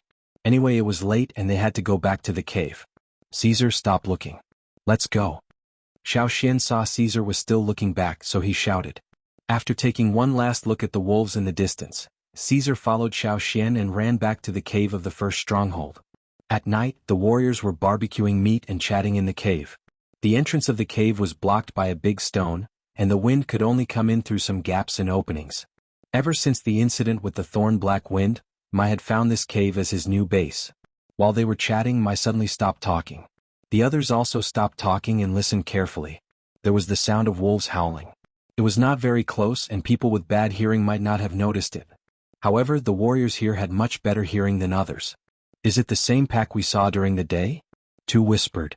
Now Tu and Jieba had both joined Mai's hunting team. This was their third hunt. Their appearance did not change much, but their aura had changed a lot.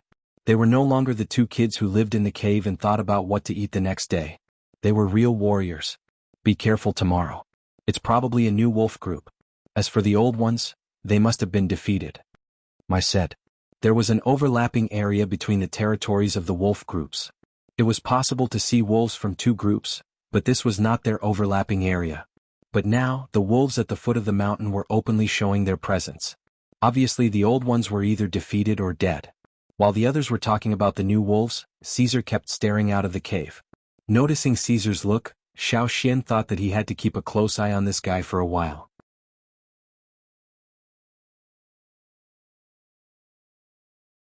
Chapter 127. The next day, the hunting group saw the pack of wolves in the giant antler deer's territory. Yesterday they were too far away to see clearly, but today they carefully observed the wolves. The wolves in this pack did not look much different, but they were bigger than the wolves in the previous packs, and their fur was also different. The fur of these wolves was patterned, and there were some darker spots near their backs. After coming to the forest, Xiao Xian had seen many wolves with different fur colors. According to Mai, there were some special packs and the pattern was the symbol of their pack.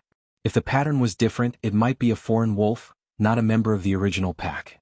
Xiao Xian had never seen this pack of wolves before, but Xiao Xian had never seen it before, but it did not mean that Mai and the others had never seen it before. Why do I feel that this pack of wolves is very familiar? A warrior said. I think so too. I have seen this pattern before. We met them when we were hunting a cave bear at the edge of the hunting route. Mai recalled. At that time they met a huge cave bear which was injured. It seemed that it had fought with other ferocious beasts, and Mai and the others took the opportunity to kill it. But even though the cave bear was injured, it was still very difficult to deal with. The hunting group chased it for a long time, until they were almost out of the hunting route and finally killed it. At that time they happened to encounter a battle between two packs of wolves. One pack of wolves slaughtered another pack of wolves. It was a real cruel slaughter. Not only were the wolves bitten to death, but many of the dead wolves had been bitten and gnawed beyond recognition. The ground was covered with blood and scavenger birds were hovering in the sky. When Mai led the hunting group to kill the cave bear, the slaughter was already over. Only a few wolves were still lingering around, dragging and biting the dead wolves on the ground. When the hunting group showed up, they were already full and there were wounded wolves in the pack, so they were not in the mood to deal with the hunting group, and the leader of the pack left with the rest of the wolves. And it was there that Lang Jie picked up Caesar, who was still a cub at that time. Caesar was the only surviving wolf in the wolf pack that was completely slaughtered. Probably because he was playful at that time, he went a little further away. There was a steep slope not far from the wolf's den, and he rolled down the slope. At that time, the wolves guarding the den might have noticed the appearance of other wolves. They were only focused on being vigilant and did not pay attention to Caesar until the end of the massacre. When Mai brought people over, Caesar, who had rolled down the slope and was lying under a rock, had just woken up from his coma. He kept howling and only then did Lang Jie notice him. Otherwise, if he didn't make a sound, no one would have noticed him under the cover of the rocks, tall grass and steep slope. Fortunately, the other wolf pack did not deliberately search for the scent of the pups at the edge of the steep slope. I remember when I picked up Caesar, he was only this big. Lang Jie raised his hand and gestured. He even wanted to bite me with his teeth that were not fully grown yet. Recalling the past, Lang Jie and the others could not help but smile. Caesar was indeed not big at that time.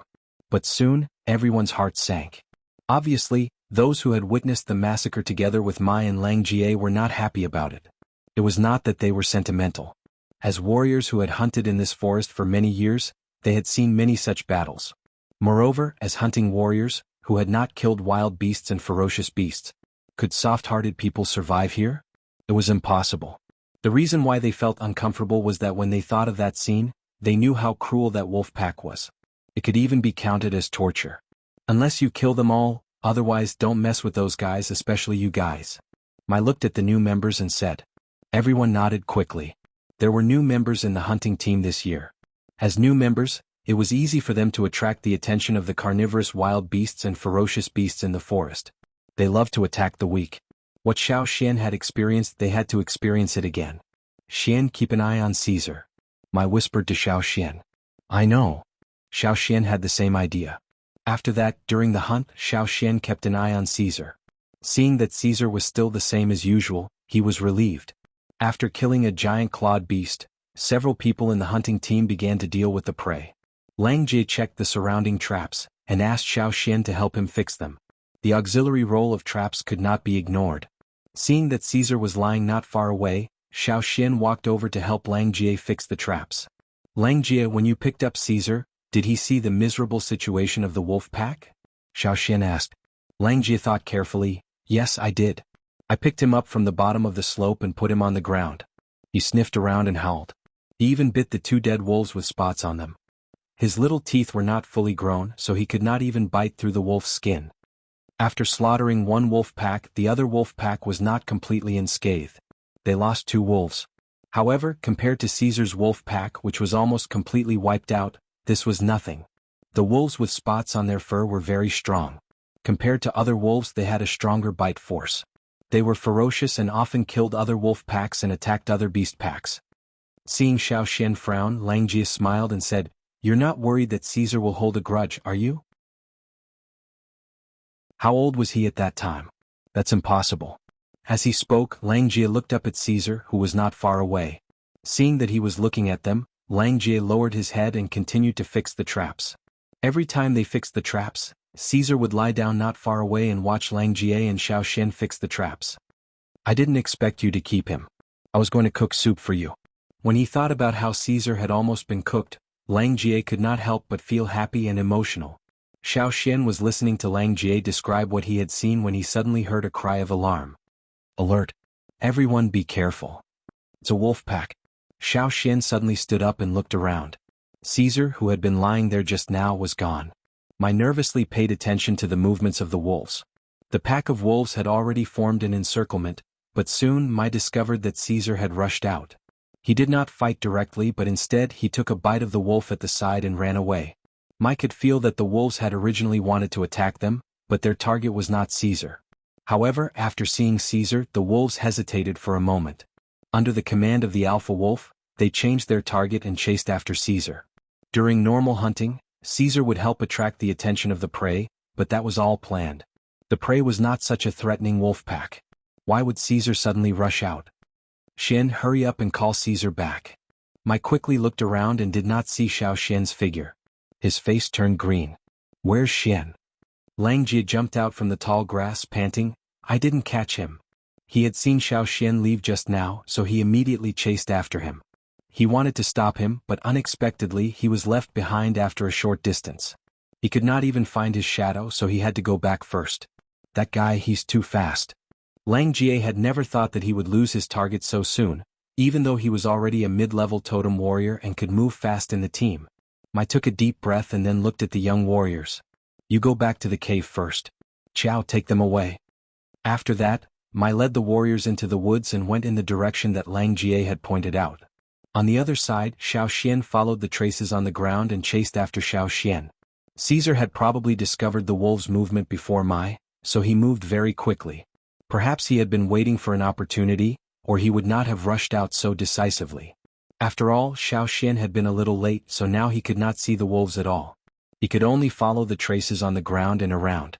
He had not noticed it before, but now he realized that these wolves were really fast. Xiao Xian was worried.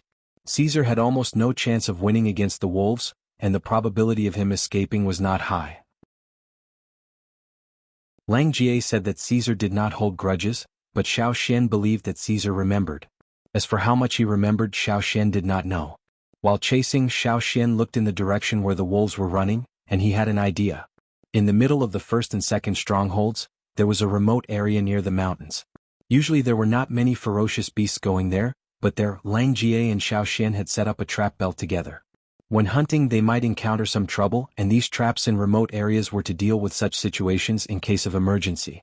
If they encountered some ferocious beasts or wild beasts that were difficult to deal with, the hunters would run towards the trap belt, and let the traps hinder the ferocious beasts, so that the hunters would have more time to escape. In the past, the traps were mainly set up by Lang Ga.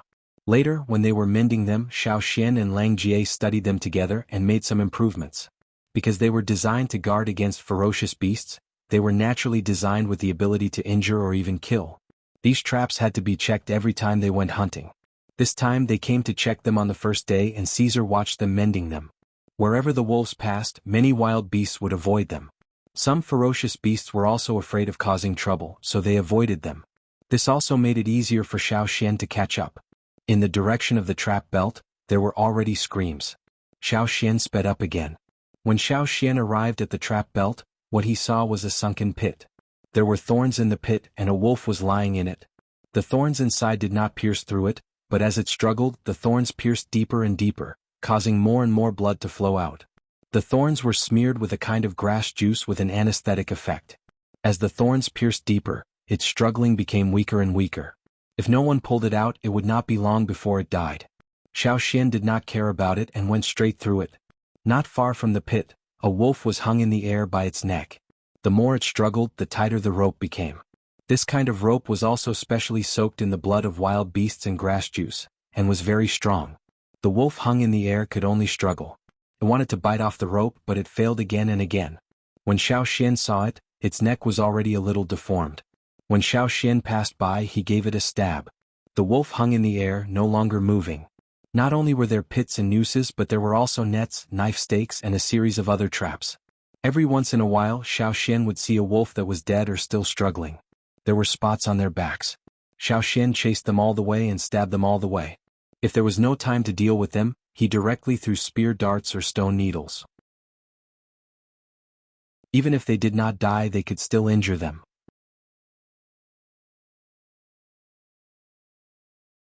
Chapter 128. The range of the trap zone was not too large, but there were many wolves trapped there. Xiao Xian saw at least 7 wolves trapped or dead in the traps. Obviously, when the wolves were chasing after Caesar, they did not expect that Caesar would bring them to such a place. When Caesar ran here, they did not have time to react. Seeing that nothing happened to Caesar, they naturally did not think that there were so many hidden dangers here. Normally, there would not be so many wolves trapped. There were many experienced animals in the forest, and their intuition could provide them with preliminary judgment. Naturally, there were also wolves with rich hunting experience. Today was just an accident. And they were chasing closely, so they did not think too much. After passing through the trap zone, Xiao Xian continued to follow the tracks. Not far from the trap zone, there was a natural asphalt pit. This was also the largest asphalt pit on the hunting route of the first stronghold. Every day, many animals, both terrestrial and flying, would be trapped in it. Xiao Xian once saw a cow trapped in it. The cow could not break free, and it attracted many carnivores. As a result, all of them were swallowed by the asphalt pit. No one knew how many skeletons were buried in the asphalt pit.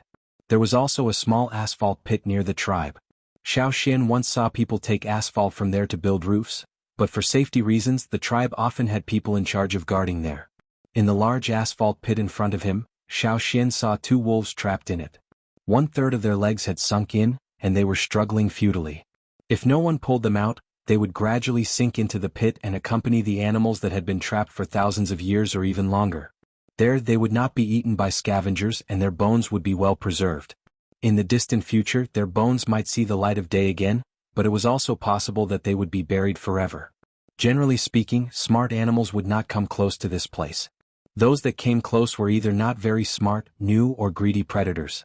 In this asphalt pit zone, it looked dark, but in fact not every part of it would sink.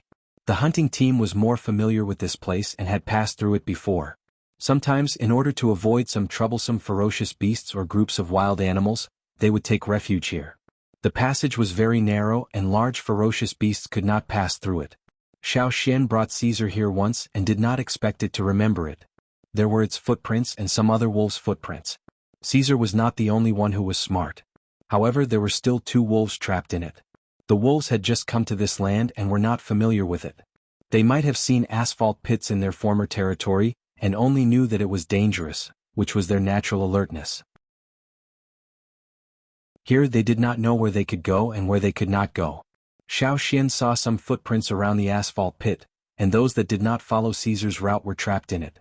It would take too much time to take a detour, so Xiao Xian directly went through the asphalt pit zone, and did not pay attention to the 2 wolves that were trapped deeper and deeper.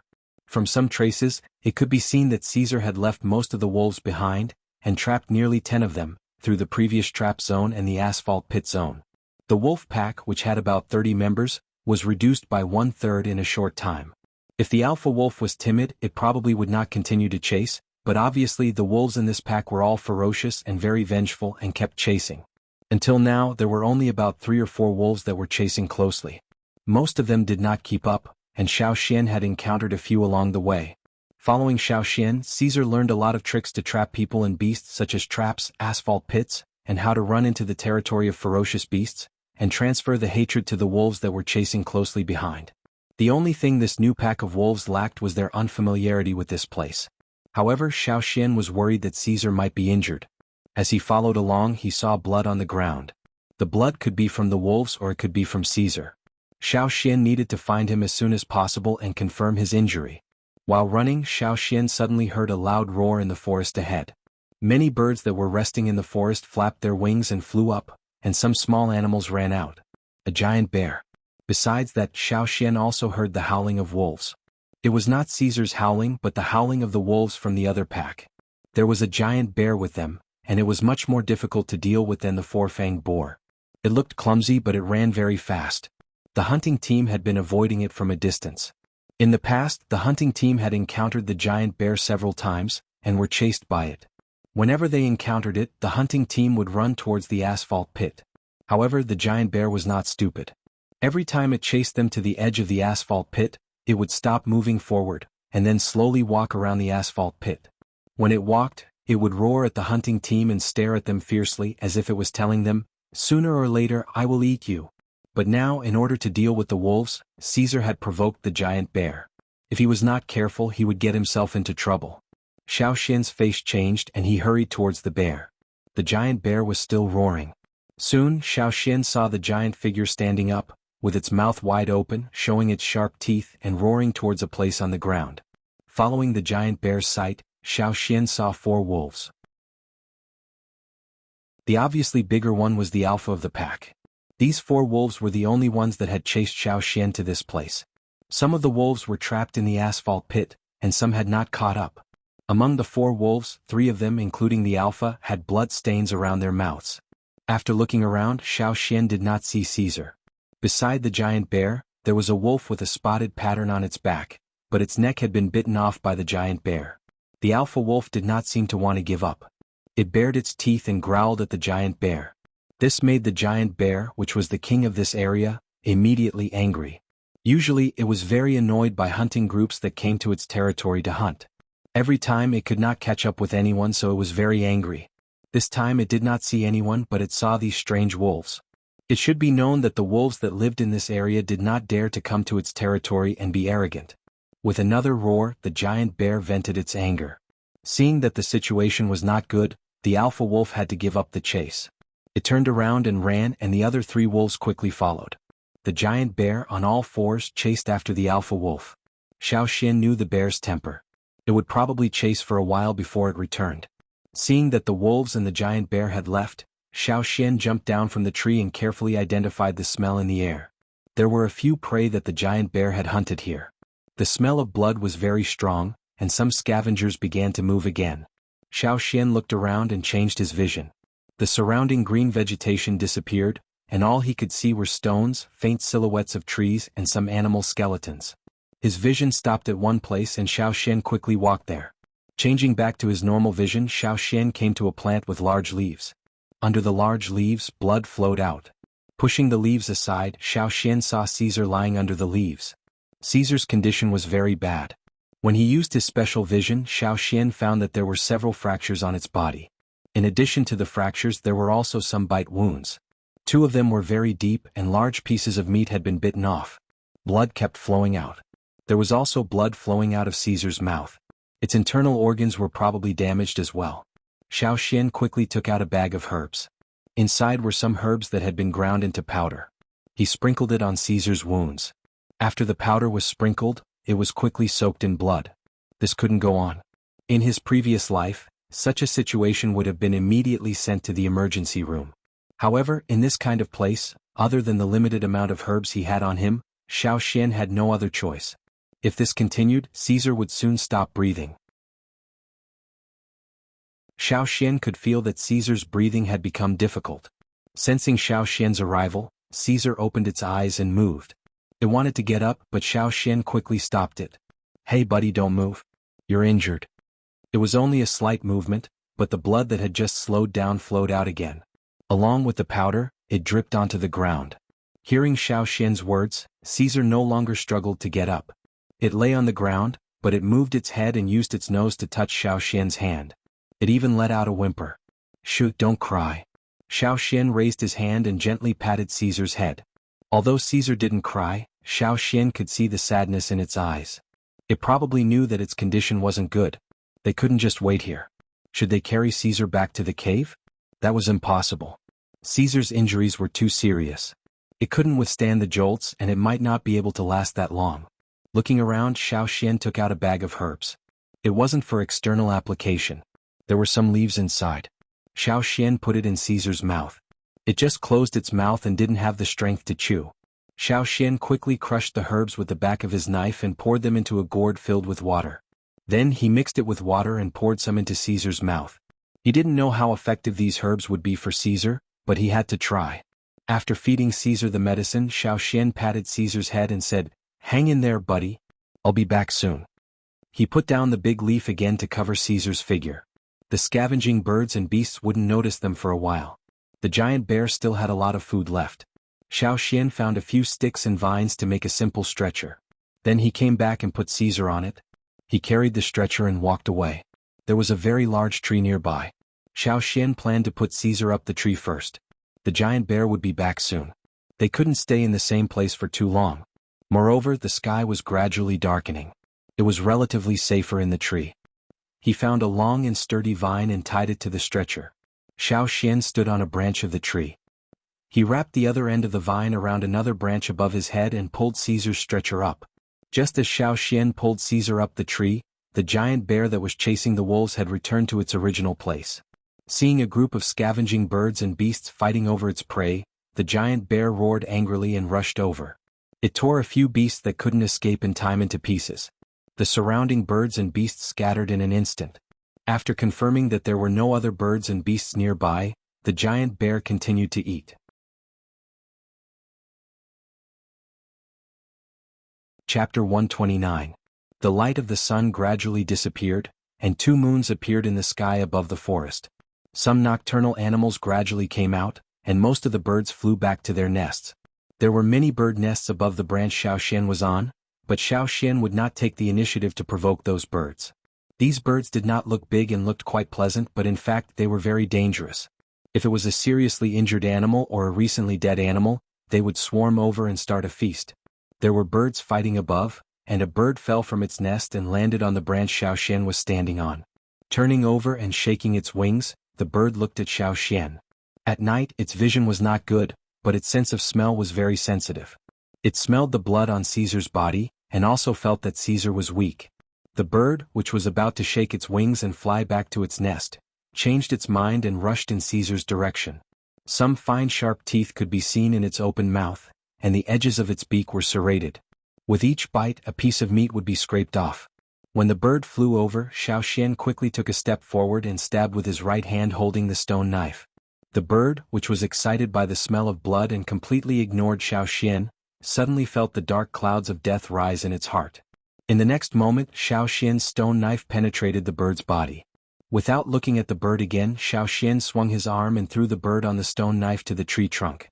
At the end of the branch there was a hole in the trunk, and the hole was emitting a sparkling green light.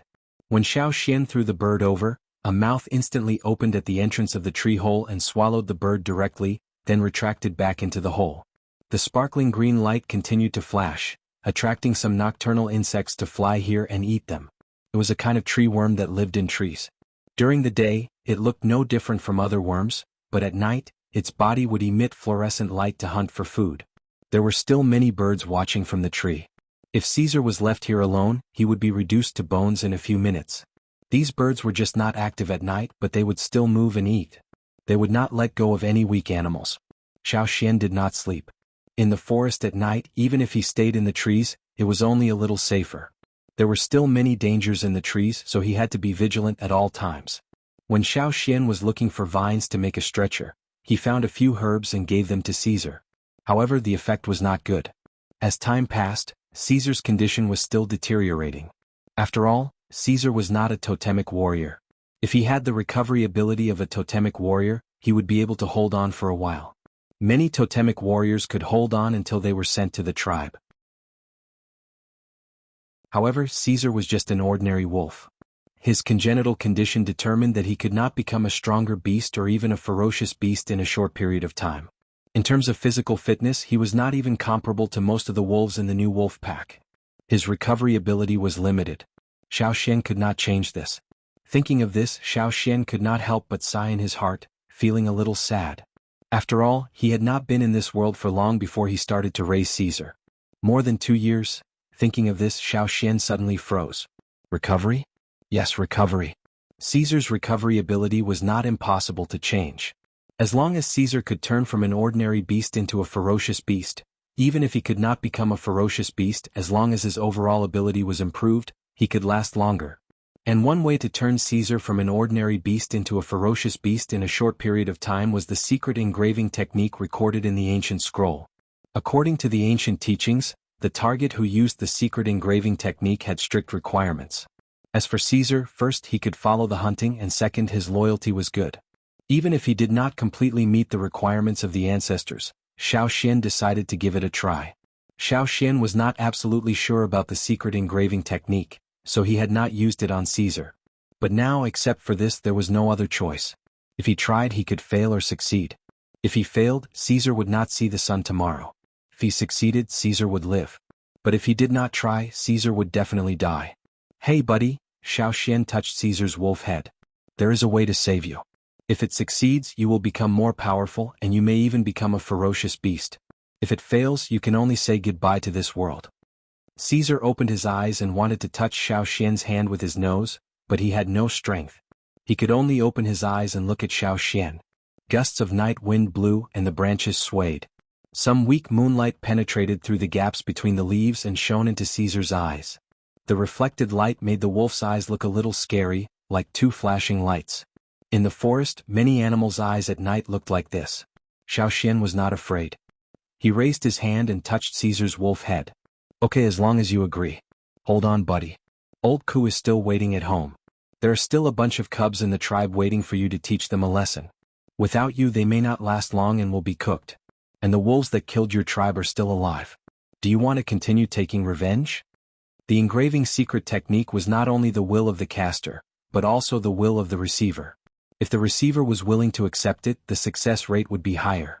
If there was a conflict between the two, the possibility of failure would be higher. Even if it succeeded, the effect would not be good. The ferocious beasts created might rebel. This was also why the ancestors would rather choose fewer ferocious beasts and choose the most loyal of them. Caesar's current state was not good for the engraving secret technique, but in order to increase the possibility of success, Xiao Xian wanted to arouse his desire to live. The potential in a desperate situation was unpredictable. That was why there were sayings such as fighting back and being reborn from the ashes. After a few words with Caesar, Xiao Xian did not delay any longer. While Caesar was still awake, he started. He made a simple fence with rattan to prevent other small beasts from interfering. Xiao Xian did not know what kind of changes the engraving secret technique would cause, but here he was willing to take the risk. Handing the stone knife to his left hand, Xiao Xian squatted down and stretched out his right hand in front of Caesar. Carefully recalling the records in the ancient scroll and his daily practice, Xiao Xian began to mobilize the power of inheritance in his body. In the sea of consciousness, at the bottom of the totem flame, near the two horns, the blue flame gradually increased, and a trace of blue separated from it. At the same time, under Xiao Xian's right palm, the trace of blue began to form the shape of two horns. It was not just a flat figure, but a three-dimensional totem shape, far smaller than the one in the tribe's fire pit. It was only the size of a walnut. The two horns gradually formed. When the engraving was completed, some blue flames began to gather around the horns. Then, above the blue flames, a red flame began to appear. During this process, Xiao Xian did not dare to be the slightest bit careless. The slightest mistake could cause the engraving to fail and the totem to scatter. When the red flame finally appeared and stabilized, Xiao Xian was slightly relieved. This proved that the engraving of the totem by the power of inheritance was successful. But this was only the beginning. After the engraving, it was time for the imprinting. After the totem was completed, Xiao Xian moved his palm and pressed it on Caesar's forehead. The totem moved with Xiao Xian's hand. When it touched Caesar's forehead, it did not immediately imprint. Xiao Xian felt resistance in his hand, but he was not worried. According to the ancient scroll, there would be a lot of resistance in the process of imprinting. After all, he was not a member of the tribe, not even a human. Naturally, there would be some resistance. Without stopping, Xiao Xian continued to slowly imprint the totem. He could not rush, but he could not be too slow either. He had to control his own speed.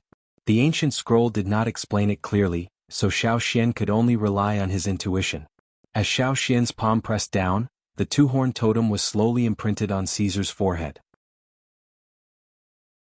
With his palm on Caesar's forehead, Xiao Xian did not immediately withdraw his hand after completely imprinting the totem. Instead, he helped to guide the flow of totem power in Caesar's body. Caesar still had consciousness, so he began to follow Xiao Xian's guidance and began to mobilize this new power. He knew what this was. Every year at the end of winter, when the tribe held a sacrificial ceremony, it would feel this power. However, the difference was that it had avoided this power the last two times, but now it felt close to it. When Caesar's consciousness began to take control, Xiao Xian withdrew his hand. Wiping the sweat from his forehead, he looked around. If there had been a beast or a ferocious beast, he would have failed. Fortunately, there was no movement for now. Looking at Caesar lying on the branch, Xiao Xian could only help here. In the secret technique of engraving, this was all he could do. The rest was up to Caesar. If he could master and accept this power, he would have succeeded. If he could not, he would not be able to hold on for long with such injuries. Soon, Xiao Xian noticed that Caesar was trembling. The more he shook, the more his whole body began to twitch. Caesar spat out blood directly onto Xiao Xian's body. Crack, crack, crack, crack. With the crisp sound of bones, Caesar's whole body swelled up. It was only his bones that held it up. His fur clung to his bones, making him look like a bag of bones. What happened? Xiao Xian looked at the scene in front of him in shock. The ancient scroll did not mention such a reaction. It only said that after the hounds and totems merged successfully, they would grow into beasts that were stronger than other beasts in a short period of time. The stronger ones would even become ferocious beasts. But the short period of time mentioned in the ancient scroll did not mean a few minutes or hours, but dozens of days. But now, after only a few minutes of engraving, Caesar's body began to change. Xiao Xian did not know if it was the same as what the ancestors said. There were no detailed records of this. Xiao Xian had been paying attention to Caesar's condition. The broken bones had reformed and were bigger. He did not know how the internal injuries were. The 2 wounds on his body that had lost large chunks of flesh had stopped bleeding. One of the wounds could even be seen protruding bone. Although the changes in front of him were beyond Xiao Xian's expectations and were different from what the ancestors said in the ancient scroll, Xiao Xian could feel that Caesar's vitality was getting stronger. Although the process was not as obvious as the changes on the surface, it was indeed a good sign. Above, the birds that had been watching Xiao Xian and Caesar, waiting for an opportunity to sneak attack, shrank back into their nests and hid. They no longer looked down and pretended to be quails. In the tree hole, the glowing green tree worm also crawled into the depths of the hole. Even the fluorescence on its body had dimmed.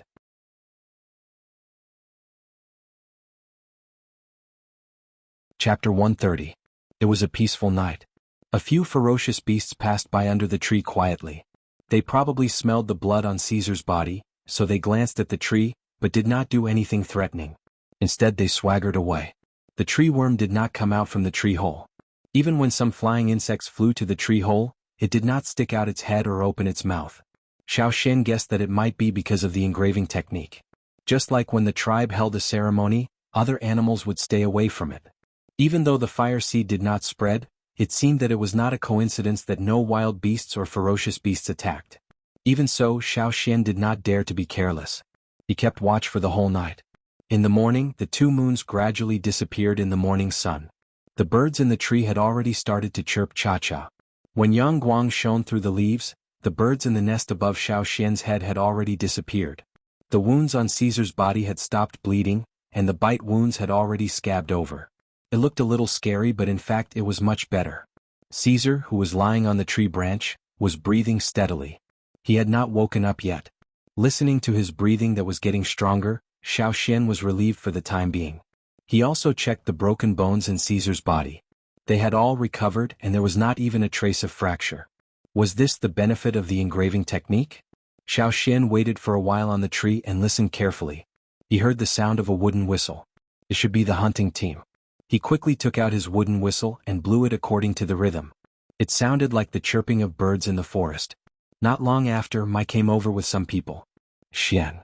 Mai was relieved when he saw Xiao Xian standing on the tree. Mai was shocked when he saw Caesar lying there. How did he get hurt like this?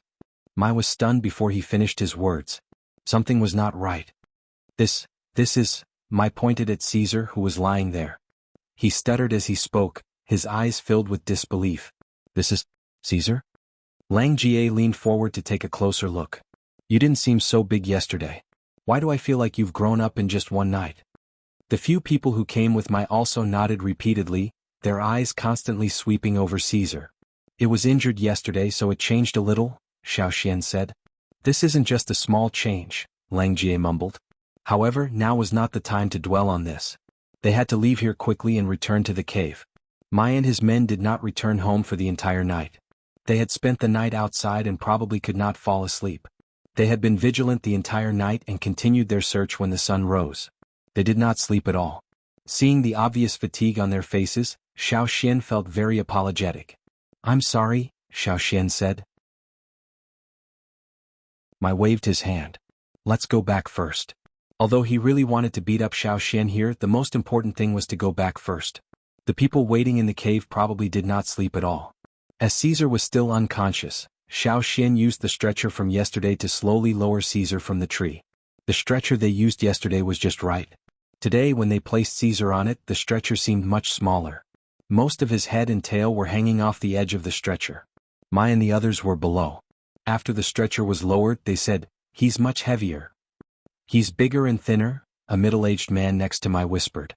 Caesar was usually well-fed. Even when he went hunting, he had never lost weight. He was not like the wild beasts in the forest who were always hungry and did not know their next meal. But now Caesar looked like a bag of bones. It was a little scary. With the help of Mai and the others, Xiao Xian was much more relaxed. He directly carried Caesar back with the stretcher. In the cave of the first stronghold, the others did not sleep well. Qiao waited at the entrance of the cave all night. Everyone was very anxious.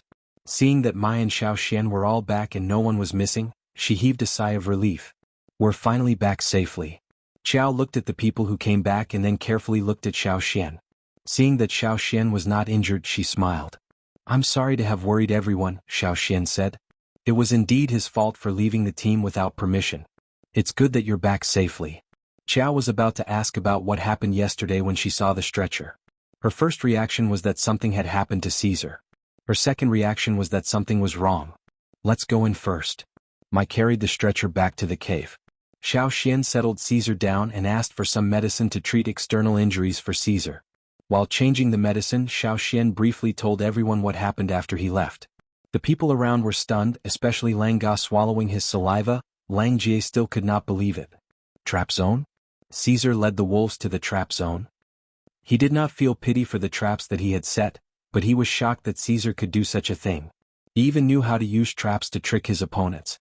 Not only that, there was also the asphalt pit. Ong, who was standing next to Lang Jie, could not help but scratch his arm. He always felt that the hair on his arm was trembling and he was very nervous. Ever since they started hunting, they always thought that only people could use traps to trick wild beasts and ferocious beasts. Who knew that wild beasts could also use traps and natural environmental factors to trick their opponents? If this was in the past, they would never have imagined it. Then Caesar's appearance is... He mutated, Xiao Xian said. To some extent, Caesar's change was indeed a mutation. Mutation. Lang Jie did not quite understand this word. In other words, Caesar may change from a wild beast to something closer to a ferocious beast, or even directly become a ferocious beast, Xiao Xian explained simply and straightforwardly. Everyone's jaws almost hit the ground. A wild beast in the team was enough to make them discuss for a long time. Now Xiao Xian told them that this wild beast had become a ferocious beast. That was a ferocious beast. This was a huge leap in level. Were they going to hunt with ferocious beasts in the future? Listening to this, they were so nervous but also excited. It's hard to say now. Let's wait until Caesar wakes up and see, Xiao Xian said. Well, I guess everyone didn't rest well yesterday. Let's rest today and go hunting tomorrow, Mai said. Xiao Xian lay down next to Caesar, leaning against the cave wall. When no one was paying attention, he took out the fire crystal that the shaman had given him from the animal skin bag. Last night, in order to use the secret engraving technique, he had consumed a lot of totem power. During the engraving, he had to maintain a high level of concentration, and after the engraving he had to continue to be vigilant. At that time he was too tired, so Xiao Xian grabbed the fire crystal and used it to replenish his energy. The originally fiery red fire crystal's color was a little lighter and not obvious, but Xiao Xian could see it. Just this slight change was enough for at least 3 people to absorb the energy emitted by the fire crystal. He did not expect that he had consumed so much energy unknowingly. The secret engraving technique consumed a lot of energy, so he had to be more careful in the future. When Xiao Xian and the others were resting in the cave, Mai did not go to sleep immediately, but led them to the trap area. There were indeed several wolf corpses in the trap area, but they had been eaten by other beasts and scavengers. Most of the corpses were just bloody skeletons. After such a long time, the smell of blood had already attracted some surrounding animals. Naturally, there were no intact corpses left. It's true. Qiao opened his eyes wide and carefully checked several traps that had been set. Xian didn't lie. Well, Caesar really understood. Not only Qiao Mai and his wife but also the others who came with them, all thought of the cubs left in the tribe. If they became like Caesar in the future, Mai, that will be a great help. Qiao said. A help that may change the entire hunting team. Everyone was still a little worried. If those cubs grew up in the future, would they be harmful to the tribe? But, on second thought, since the shaman had agreed, it was naturally a good thing. Everyone's thoughts were simple. Even if they had other ideas, if the shaman said it was okay, then it was absolutely right. Well, they just had to believe in the shaman. After thinking it through, Mai and the others felt much more relaxed. The others even urged Mai to catch 2 cubs for Yang Guang and his sister, so that they could ask Xiao Xian to help train them. Mai did not say yes but also did not say no. At night, everyone gathered around the fire and discussed the cubs and the tribe in the future. Suddenly, Caesar, who was lying next to Xiao Xian, moved. Lang Jie, who was closest to Xiao Xian, also felt it and immediately went over. Hey, Caesar is waking up? Lang Jie was about to take a closer look, but when he lowered his head, he saw Caesar's wolf eyes open and he paused. Lang Jie felt as if he had fallen into an ice cave, and a chill rushed from his back to his head. The muscles all over his body tightened, and the smile on his face froze instantly. The veins on his arms stood out, and he forced himself not to pull out his stone knife and cut Caesar. Those eyes were filled with killing intent, cruelty and coldness. Lang Jie saw such eyes every day in the forest. What's wrong? The others gathered around. Lang Jie opened his mouth and was about to tell the others to stay away. But soon he found that the emotions in those eyes had changed. They became much softer, and when he looked again he found that they were still the wolf eyes he was familiar with. It was Caesar. Not the ferocious beasts in the forest. Seeing Xiao Xian coming over to check Caesar's wounds, Lang Jie moved his cold hands and smiled. It's nothing as long as Caesar is awake. After waking up, Caesar slowly stood up and moved around in the cave. Why do I feel that every time Caesar comes close to me I'm very nervous? Tu said to the people next to him. Me, too. Ba also said. There was still meat in the cave, so Xiao Xian cut some for Caesar. After waking up, Caesar's appetite became much bigger. He ate half a deer but he was still not full. But there was not much food left in the cave, so he did not continue eating. The next day the hunting team set out to continue hunting. The skinny Caesar set out with the hunting team. Shouldn't we let him rest for a few more days? Mai asked Xiao Xian. No need, he's fine. Mai saw that Caesar wasn't forcing himself to walk. Instead, he seemed to be looking forward to it, as if he couldn't wait to run a lap in the forest, so he didn't object to it. The wolves were not around the giant antler deer herd, so the hunting team planned to hunt a few more deer. They drove the deer herd away and aimed at the deer that was separated from the herd. That one.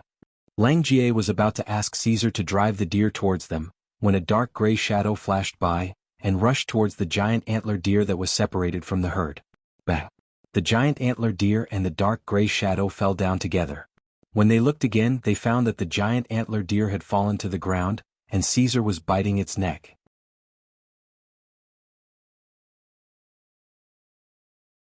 Chapter 131.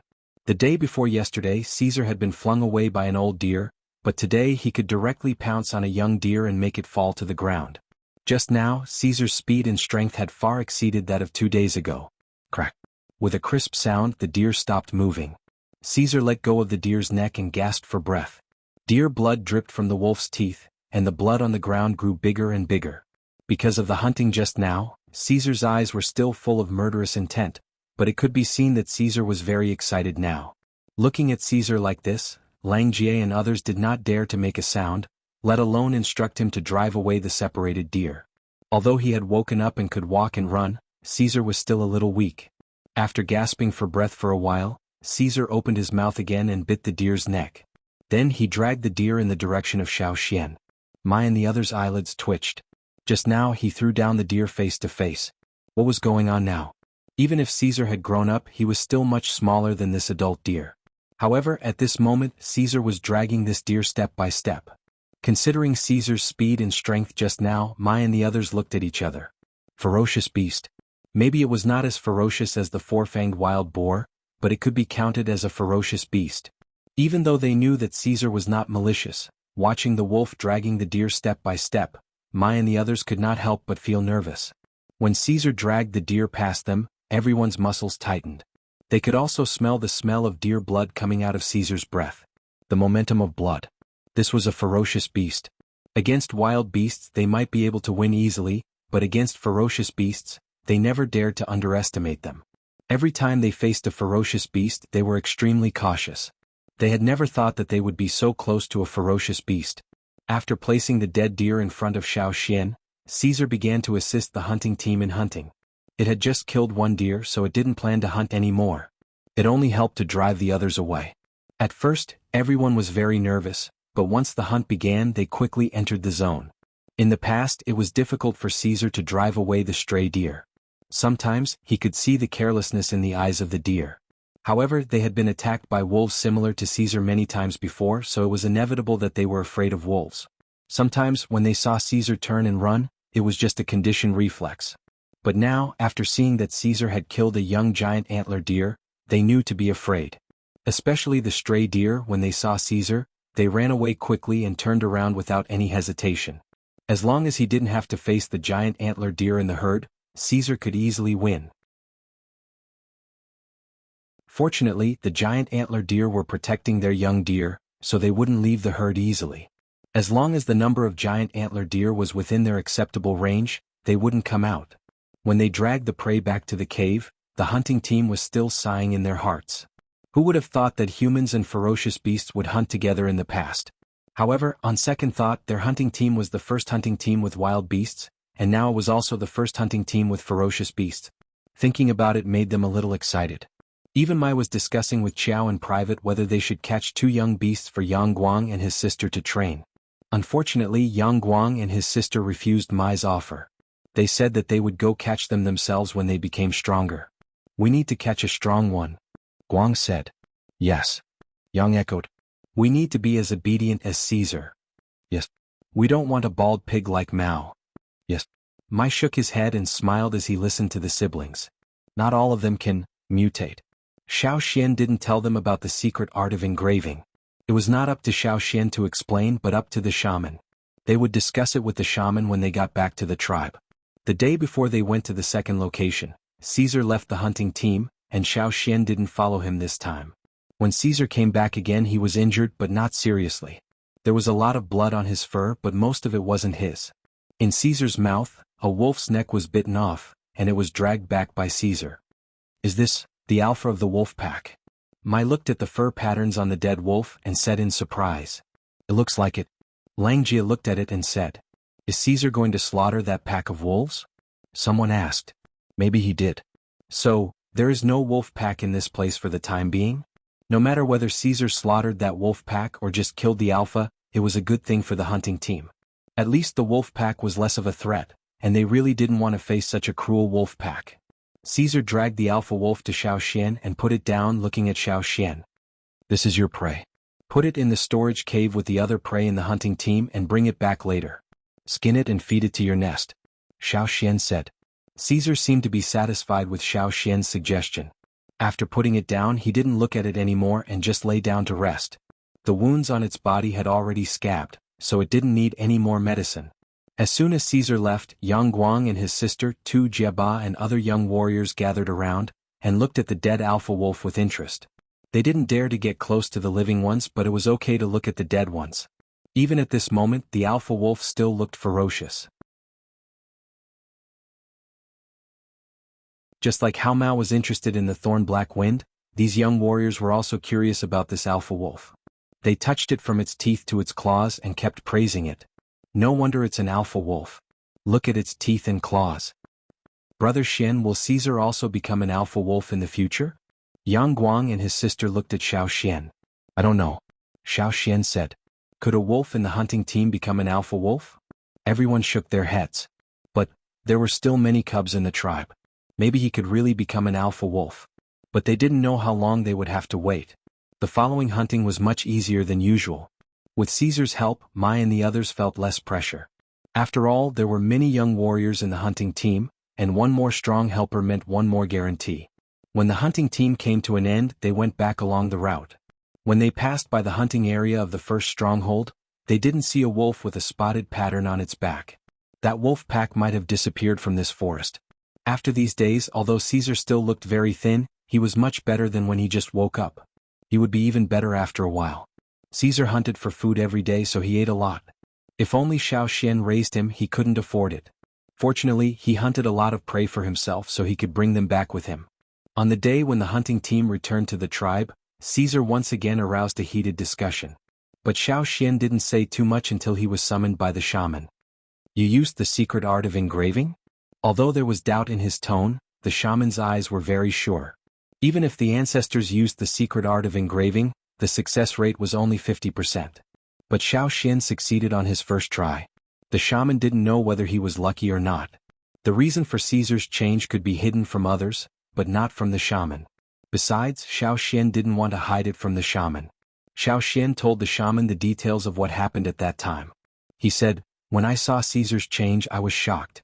After all, there was no such record in the ancient scrolls left by the ancestors." In order to be sure, the shaman carefully looked through the animal skin scrolls related to the secret art of engraving. Indeed, there was no record of Caesar's change. According to the animal skin scrolls, after the engraving was successful, the changes of the hunting dogs didn't happen so fast or so violently. The effect of the secret art of engraving seemed to be a little different from what the ancestors said. The shaman asked Xiao Xian to bring Caesar to see for himself. After a careful examination, he felt that Caesar's change was much greater than what the ancestors had recorded. Not only that, but Caesar didn't stop changing after he woke up. As time went by, Caesar's change became more and more obvious. He didn't stop growing. Sometimes when he moved around in the house, old Ku was afraid that he would knock down the wall. "When Cha-Cha meets the requirements, I'll engrave it on him and see his change," Xiao Xian said. After the first attempt, Xiao Xian was confident that he could successfully use the secret art of engraving again. In fact, in retrospect, the secret art of engraving was not as difficult as what was recorded in the ancient scrolls. If the shaman knew what Xiao Xian was thinking, he would probably run to the fire pit and kowtow to the ancestors who had passed away. With such talent, why didn't he become a shaman? Hearing Xiao Xian mention Cha-Cha, the shaman didn't agree. "No, Cha-Cha is different from Caesar," the shaman said. Xiao Xian wasn't sure what the shaman meant, but before he could continue asking, the shaman talked about something else. Since Caesar's engraving was successful, the other cubs in the tribe had to be developed well. In the shaman's opinion, he would be satisfied if 1 out of 10 cubs in the tribe could grow up to Caesar's level. The cubs who were growing up were not as obedient as Caesar. They were harder to control, and most of the people in the tribe were not good-tempered. If it weren't for Xiao Xian's frequent lectures and tips, they would have already started fighting, and more cubs would have ended up in the pot.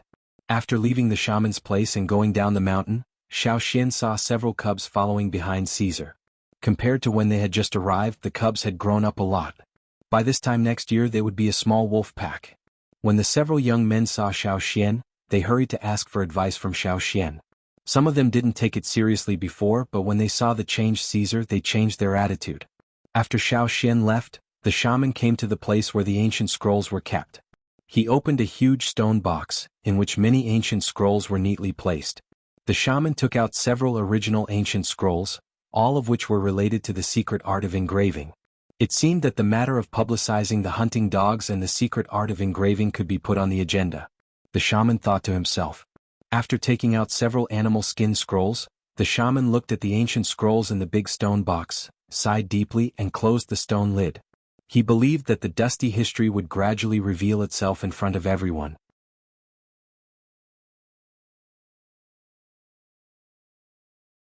Chapter 132. When Xiao Xian wasn't out hunting, he would go up the mountain every few days to hand in the animal skin rolls that the shaman asked him to draw. This time Xiao Xian didn't draw the Wu roll, but an ordinary animal skin roll. The shaman wanted to let everyone know that their ancestors used hunting dogs to stimulate their enthusiasm for raising and training young beasts. However, there were some things that couldn't be disclosed, so he could only choose to disclose some. When the content was selected, the Xiao Xian, who was better at drawing than most people, would draw it.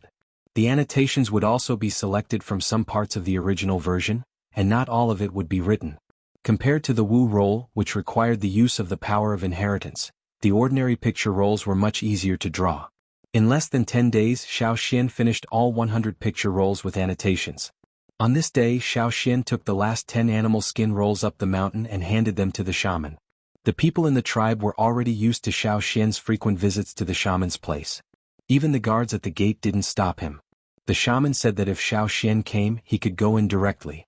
These are the last 10. Xiao Xian put the 10 animal skin rolls on the stone table in front of the shaman, and let him check them to make sure that there was nothing out of the plan. The shaman quickly opened them and glanced at them, then put them aside. He didn't ask Xiao Xian to leave immediately like the previous times. When Xiao Xian saw the shaman like this, he knew that the old man still had something to say, and it wouldn't be just a few words. He sat up straight and waited for the shaman to continue. Seeing Xiao Xian's reaction, the shaman smiled first, and then his smile faded. He said, "Do you know what I, the chief, and the elders of the tribe are discussing?" Xiao Xian shook his head. He knew that during this period of time, the chief, the two team leaders and several senior warriors with more authority in the tribe often came to the shaman's place together. Seeing such a scene, he knew that it was not a small matter, so every time Xiao Xian came, he would not stay for long. Xiao Xian was not curious about the things that the shaman would tell him sooner or later. But now the shaman didn't seem to intend to hide it anymore, at least not from Xiao Xian. The shaman took out a large animal skin roll and spread it out on the stone table. "Do you know what this picture is?" Xiao Xian leaned forward and looked at the drawing on the animal skin roll. Although the drawing was rough, it could still be seen. This is the tribe and the hunting route. The animal skin scroll on the stone table was equivalent to a simple map. It only showed the location of the tribe and a few hunting routes. Most of the drawings on the animal skin roll were in black, including the tribe and several hunting routes. However, one of them was in red, and this red route was not one of the hunting routes that Xiao Xian knew. The shaman raised his finger and pointed at the red route. "This is the content of our discussion." Xiao Xian stared at the line and thought for a while. He raised his eyebrows and looked at the shaman. "The tribe is planning to open up a new hunting route?" The shaman didn't expect Xiao Xian to guess it so quickly. After all, for most people in the tribe, they had never thought of opening up a new hunting route. Even if they saw the map, they might not think in that direction. But the shaman was only stunned for a short while, and then he smiled. Indeed. There were more and more people in the tribe, but the number of people who went out to hunt was limited. Although the warriors who had special family situations or were injured were excluded from the hunting list, it was inevitable that some healthy people were left behind.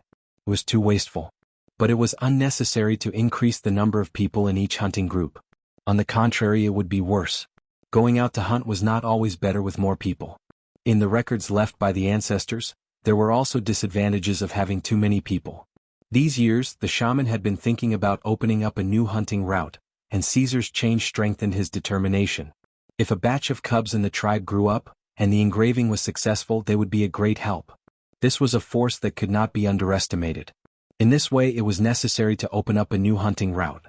Therefore, the shaman found the chief, two team leaders, and several old warriors who had more say in the tribe to discuss. If the shaman did not mention opening up a new hunting route, the others would not insist on it. But since the shaman mentioned it, the old warriors were all very excited. For them, this was an epoch-making matter. They respected and admired the ancestors, but they also listened to the shaman. On this matter, the people who were called over were basically supportive. Opening up a new hunting route was not something that could be done in a day, and the preparatory work had to be done.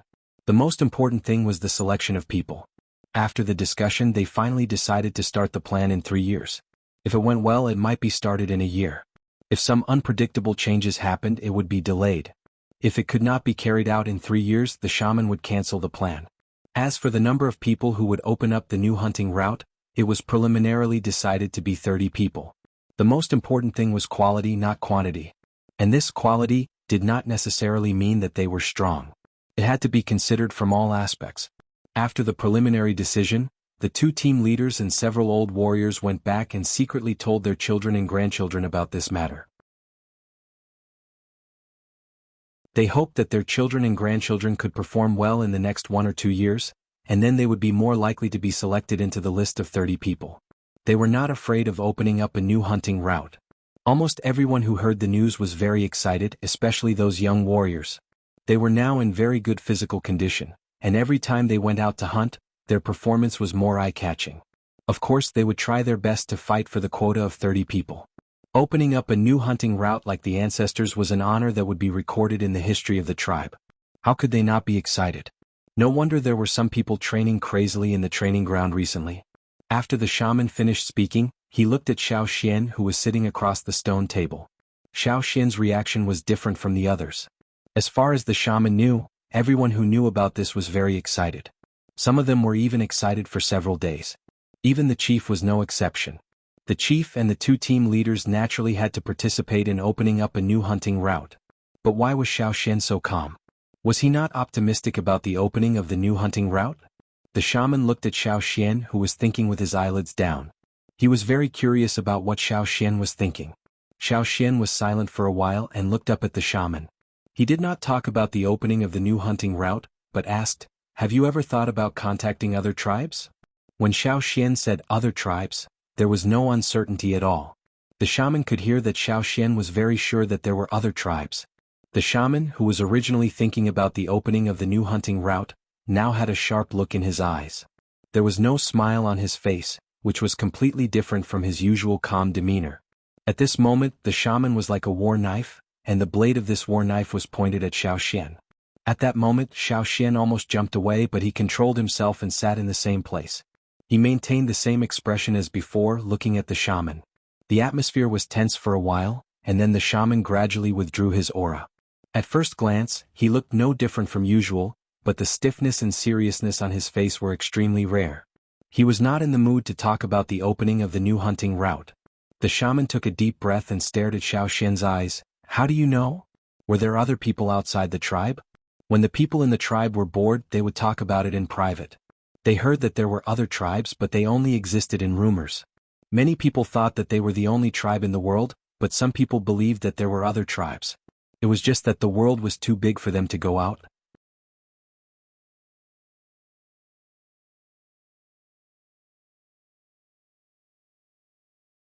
Chapter 133. Many people who raised cubs had little patience during training. Every day when they went to bed they would think, "Why don't we cook them tomorrow?" But seeing the changes in Caesar, some people had expectations and decided to continue raising them. Xiao Xian said that cubs needed frequent training, so they took time out every day to train them. If it was inconvenient in the tribe, they would take them to the training ground.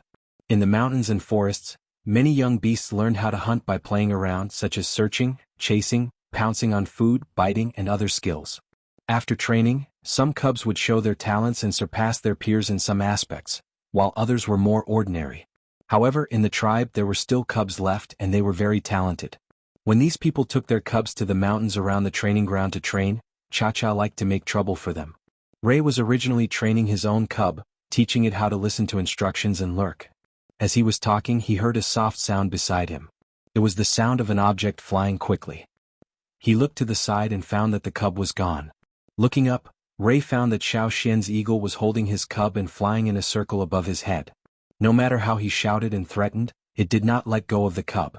Instead, it flew higher and higher and then flapped its wings and flew away. Cha-Cha flew back to the tribe with the cub, just in time to meet Xiao Xian, who was going down the mountain. Cha-Cha did not take other people's words to heart, but it still listened to Xiao Xian. It did not directly throw the cub.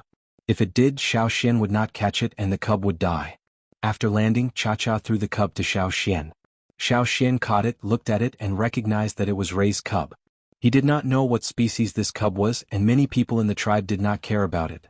Xiao Xian remembered that Ray named this cub Meng.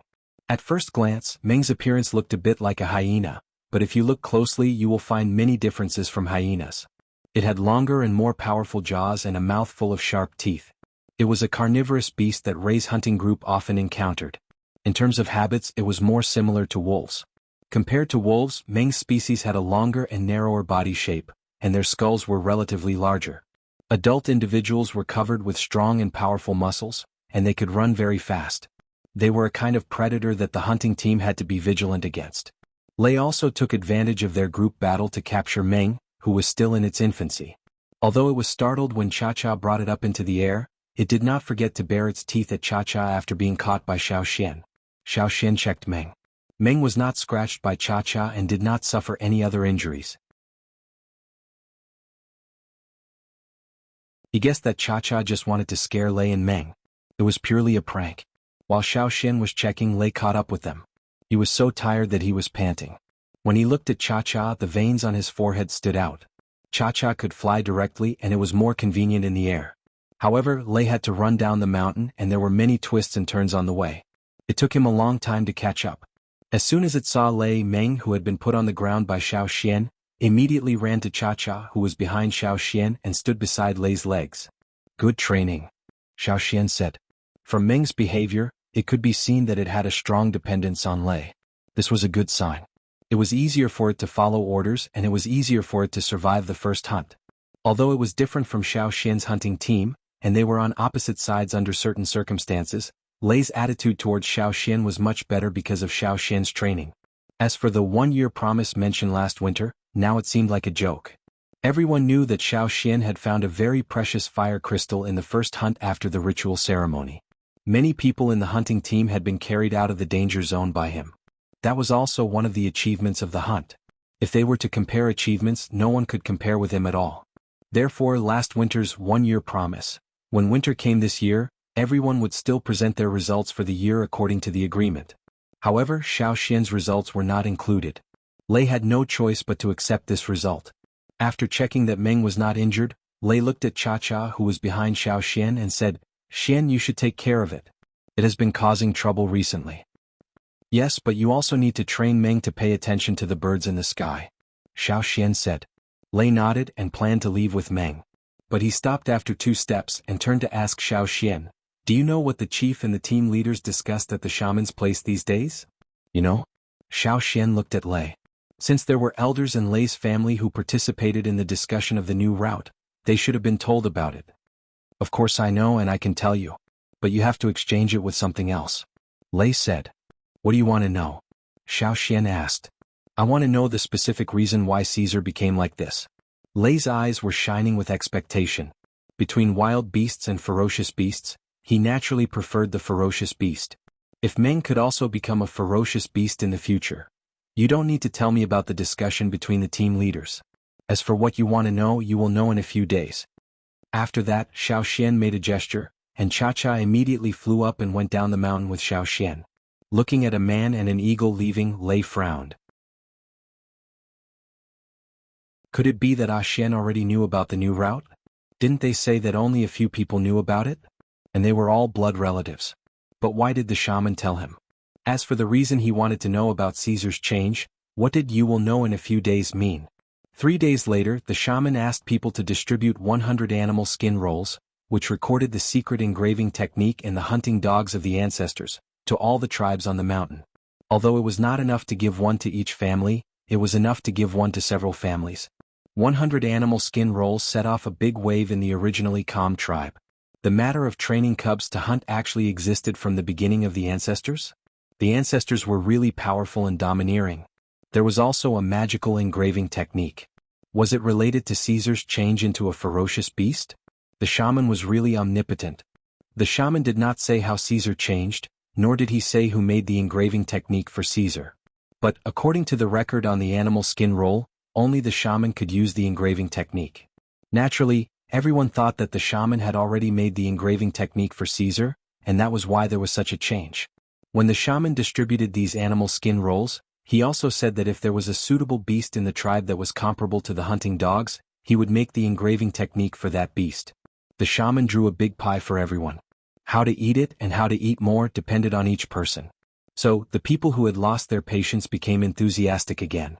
Even when they went out to hunt, they caught a few small beasts, knocked them out, tied them up, and brought them back to the tribe to train the hunting skills of the cubs. Some people did not intend to raise cubs, but after seeing the animal skin rolls distributed by the shaman, they also had the idea. For a time, the number of cubs in the tribe, which had decreased sharply, gradually increased. But most of them were still in the pot. 1 year later, the first batch of cubs that were caught back to the tribe seemed to be more mature. Maybe they were not adults in their species, but most of the wild beasts in the forest could participate in hunting at this age, either by themselves or with their blood relatives. At this time, some people in the hunting team began to have ideas. They asked the team leaders for instructions, hoping to bring the beasts they had trained.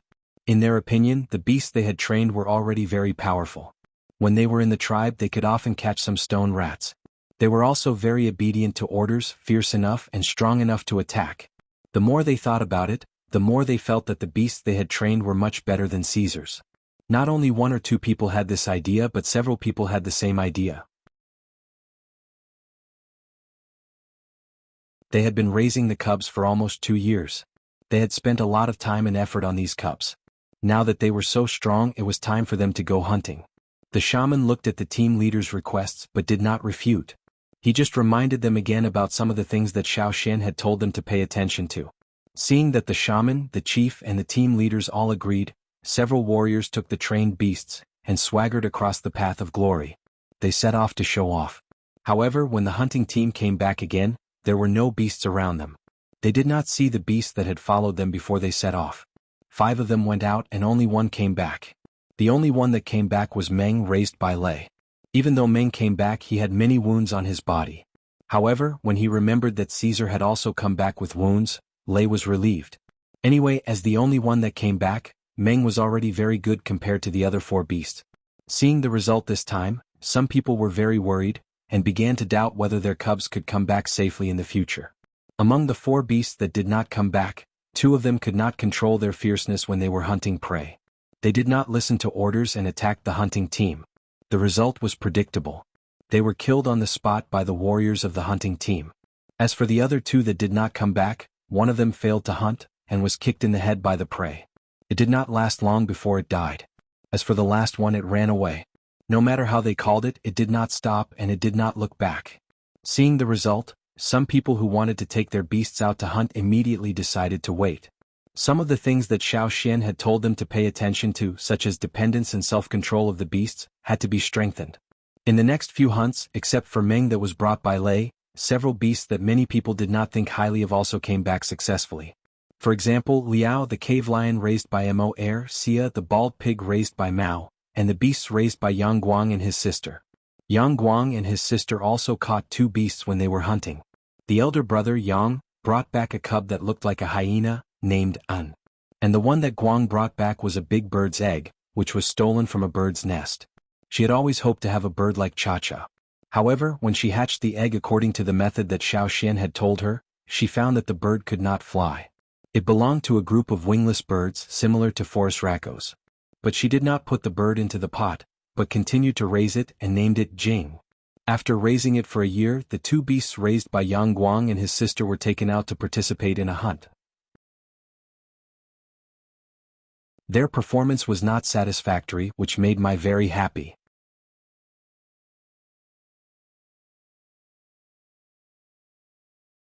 Chapter 134. According to the ancient scroll, every hound that could be engraved by the shaman using the secret engraving technique was carefully selected. The number of hounds in the tribe that could barely meet the requirements could be counted with 2 hands. The shaman wanted to engrave these hounds as soon as possible. After all, the ancient scroll said that the effect of engraving in the early stage of the beast was better. The success rate and the chance of growing into ferocious beasts were higher. If he waited a few years or decades, even if the engraving was successful, the beast would not have much room to grow. However, according to the ancient teachings, he had to make sure that they really met the requirements. The shaman was a little hesitant about this. Therefore, the shaman gave Xiao Xian a task to record the training, life and hunting of the first batch of beasts. So far, the shaman had written down 9 names on the animal skin roll in his hand. Xiao Xian handed the results to the shaman and waited for his opinion. The shaman had the right to decide whether to engrave these beasts or not. The chosen ones would be the first batch of beasts in the tribe to be engraved by the shaman. Xiao Xian naturally would not do it without permission. Whether it was Caesar who had been engraved by Xiao Xian, or the other beasts, as long as the shaman could engrave a batch of them, they would become the 9 beasts with special status in the tribe.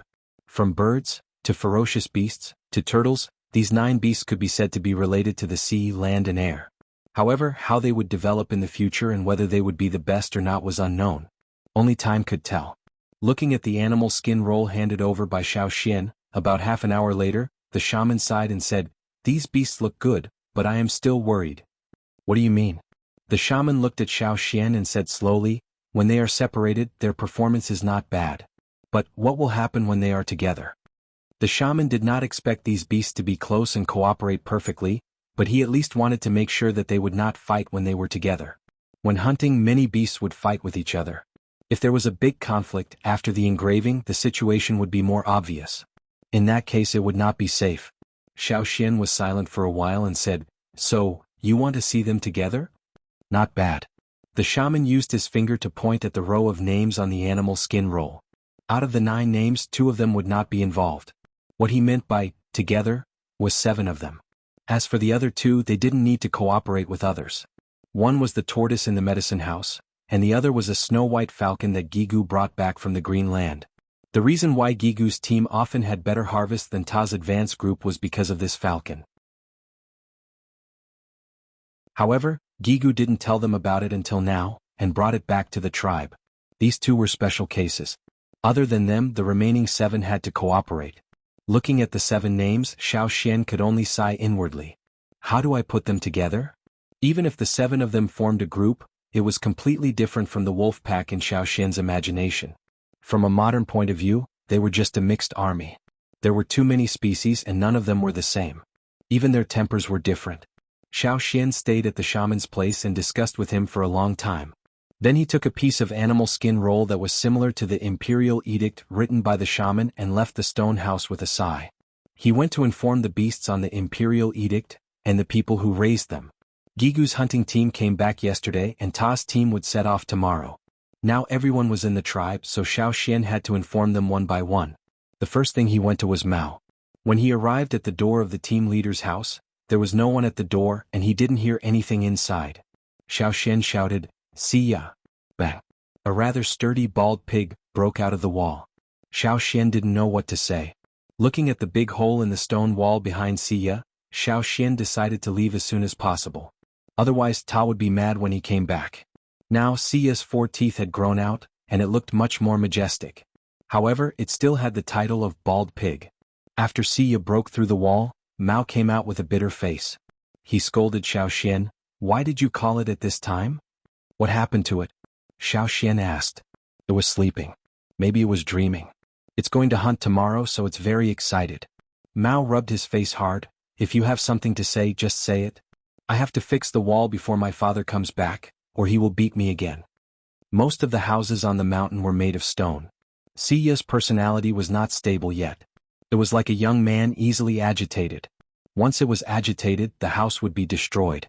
Ta didn't allow it to live in the house, but as long as Ta was not there, Xiya would force its way in. The door of Ta's house had been expanded several times. Xiao Xian didn't waste any time. He handed over the imperial edict of the shaman. "Read it yourself." Mao was thinking about how to fix the wall, but after reading the scroll, he forgot all about fixing the wall and getting beaten up. He rubbed his hands together and couldn't wait to set off. It was written that if the result was satisfactory, the shaman would choose the best one to perform the secret engraving skill. After 2 years of waiting, how could Mao not be excited when he finally saw the legendary secret engraving skill? "When are we going?" Mao asked hurriedly. "We won't be able to make it tomorrow. Let's do it next time," Xiao Xian said. Mao was a little disappointed, but it wouldn't be long. He could take advantage of this hunting to practice more. Next time he would be able to amaze the world. Xiya must be the best one, the shaman mentioned. Ignoring the excited Mao, Xiao Xian continued to inform the others to go to Lei's house, which was also on the mountain. Lei's pet, Meng, was also on the shaman's list. After Mao and Lei, the third one to be informed was Mo Er, who now lived on the mountainside. When Xiao Xian arrived, Mao, the cave lion, was lazily lying at the door and rubbing the ground. After hunting, it would sleep for a few days after eating and drinking. Since Mao was in the tribe, many people were less afraid of the ferocious cave lions. Seeing Xiao Xian, Mao, who was rolling at the door and licking its paws, swung its tail and knocked on the door. Soon, Mo Er came to open the door. He looked like he had just woken up. When he was alone, he was in good spirits after hunting. But since he took Mao with him, although he had more prey, he was physically and mentally exhausted. Mao's temper was not as good as Caesar's, so he had to keep an eye on it. "What's the matter?" Mo Er yawned and kicked the cave lion away. Looking at the cave lion, which was rolling on the ground lazily because of Mo Er's kick, Xiao Xian was not surprised at all. He gave the imperial edict to Mo Er and told him what he had said to Mao. Looking at the words on the animal skin roll, Mo Er shivered and was no longer sleepy. He breathed quickly. "I know, I will train it well."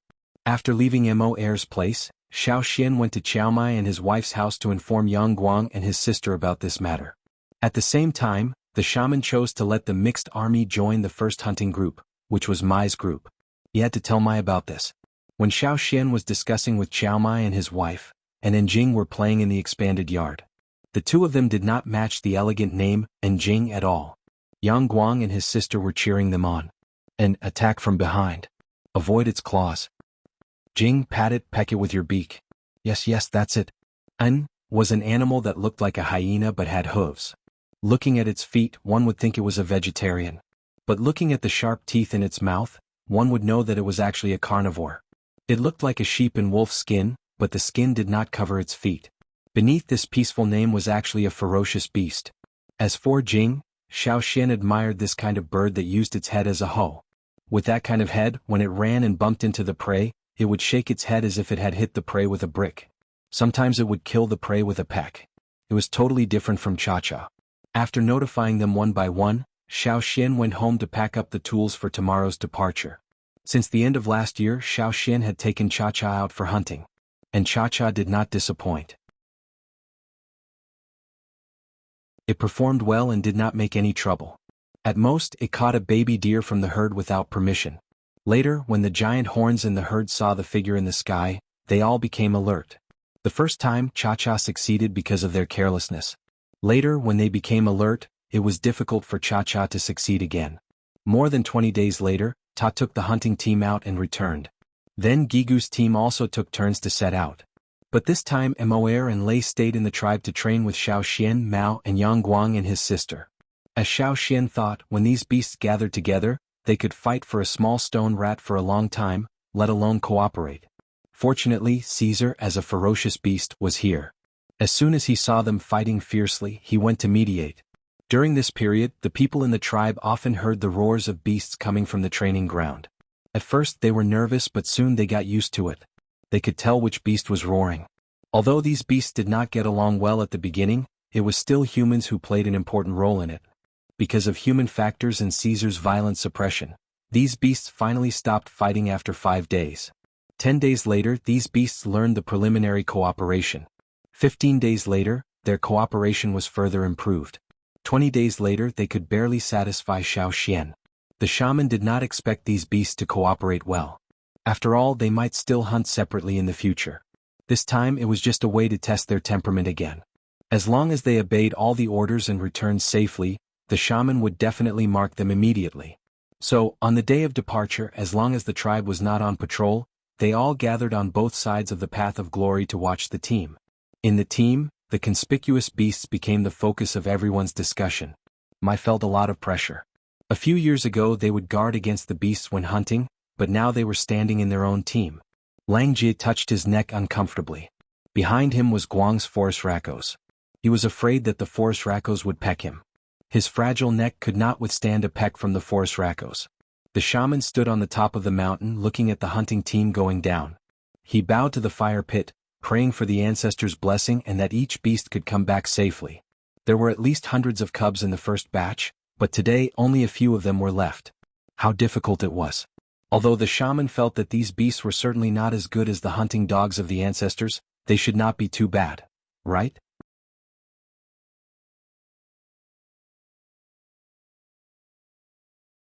Chapter 135. The team was a little big, so the warriors in the hunting group were all very curious about the beast that came with them. When Caesar came with them for the first time, everyone was worried. Now they were used to it, and when they saw so many beasts in their own hunting group, they felt a little proud. Look, our hunting group is the first one to bring so many beasts with them. However, when they really climbed over the mountain and came to the first stronghold, they found that it was not a good thing. With the addition of these beasts, the amount of prey they could hunt decreased significantly. Xiaoxian did not put them all together at once. When the hunting group went out, they also divided into 2 groups, and the 7 beasts that came with them were also divided into 2 groups.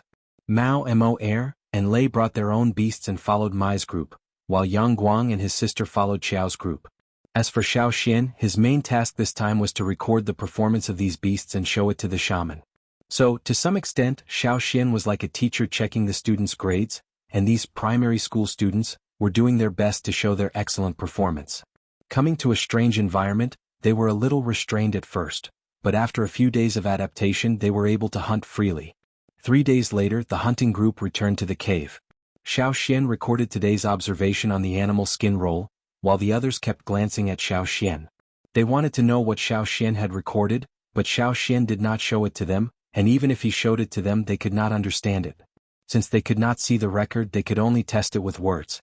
Brother Xian, what do you think of our performance these days? Yang Guang and his sister were sent to inquire. Not bad. Xiaoxian did not raise his head, and continued to write symbols that the others could not understand on the animal skin roll. What did not bad mean? Was he satisfied or not? They exchanged glances, and then Lei, the oldest among them, said, I think we can challenge something more difficult. Every day he would catch those metabao beasts, giant tapirs and giant antlered deer. According to the point of view of most warriors in the tribe, the difficulty of hunting and one's strength could not be reflected without some serious injuries. Since he was going to show the results to the shaman, he had to show them something even better. So what if he was injured? What do you want to do? You want to challenge the giant horn in the giant antler deer herd? Mao said sarcastically. Ray shook his head. There are too many giant horns. It's too difficult. I heard there's a new thorn black wind in one of the pools. She only came out at night. Then what do you want to hunt? Horned rhinoceros? There's more. Yang Guang and his sister joined in the discussion. There's a giant bear at the asphalt pit. They were arguing over who to challenge next. The argument in the cave gave Xiao Xian a headache. He waved his hand and said to those who were arguing, "Stop arguing. Let me be alone." The cave quieted down for a while. But soon Xiao Xian felt something was wrong. He looked up and saw a giant bird's beak. Xiao Xian was speechless. He pushed the big-headed bird aside. "I'm not talking about you. Go play somewhere else." According to the observation of these days, Xiao Xian analyzed the advantages and disadvantages of these beasts. Xiao Xian also heard their discussion. If you really want to challenge something more difficult, you can try that giant bear. But you have to plan well. Only those who can go back alive will have hope. Those who die here will have nothing. Xiao Xian still had to remind them. Otherwise, if these people were too hot-blooded and overestimated themselves, he would not be able to explain it to the shaman when he went back. If they wanted to challenge something more difficult, they had to work together. One or two of them could not defeat the giant bear. After all, the giant bear was a ferocious beast. The two beasts raised by Yang Guang and his sister played together since they were young. When they grew older, they fought each other at home. When they came out, they worked together to fight against the outside world. They formed a tacit understanding between them. At the same time, they also learned self-protection. For example, before they left the tribe, Guang's forest raccoons learned not to chase its prey from the front, but from the side, because it was easy to be trampled from the back. Yang's forest raccoons also learned to dodge attacks more flexibly. This was the main reason why these two beasts were more successful than the other ones. Their cooperation in the past few days was obvious to all. 2 days later they went out together and went to the asphalt pit. For their sake, Qiaomai and his wife did not bring anyone to hunt. They hid in the surroundings in case of accidents and went out to help.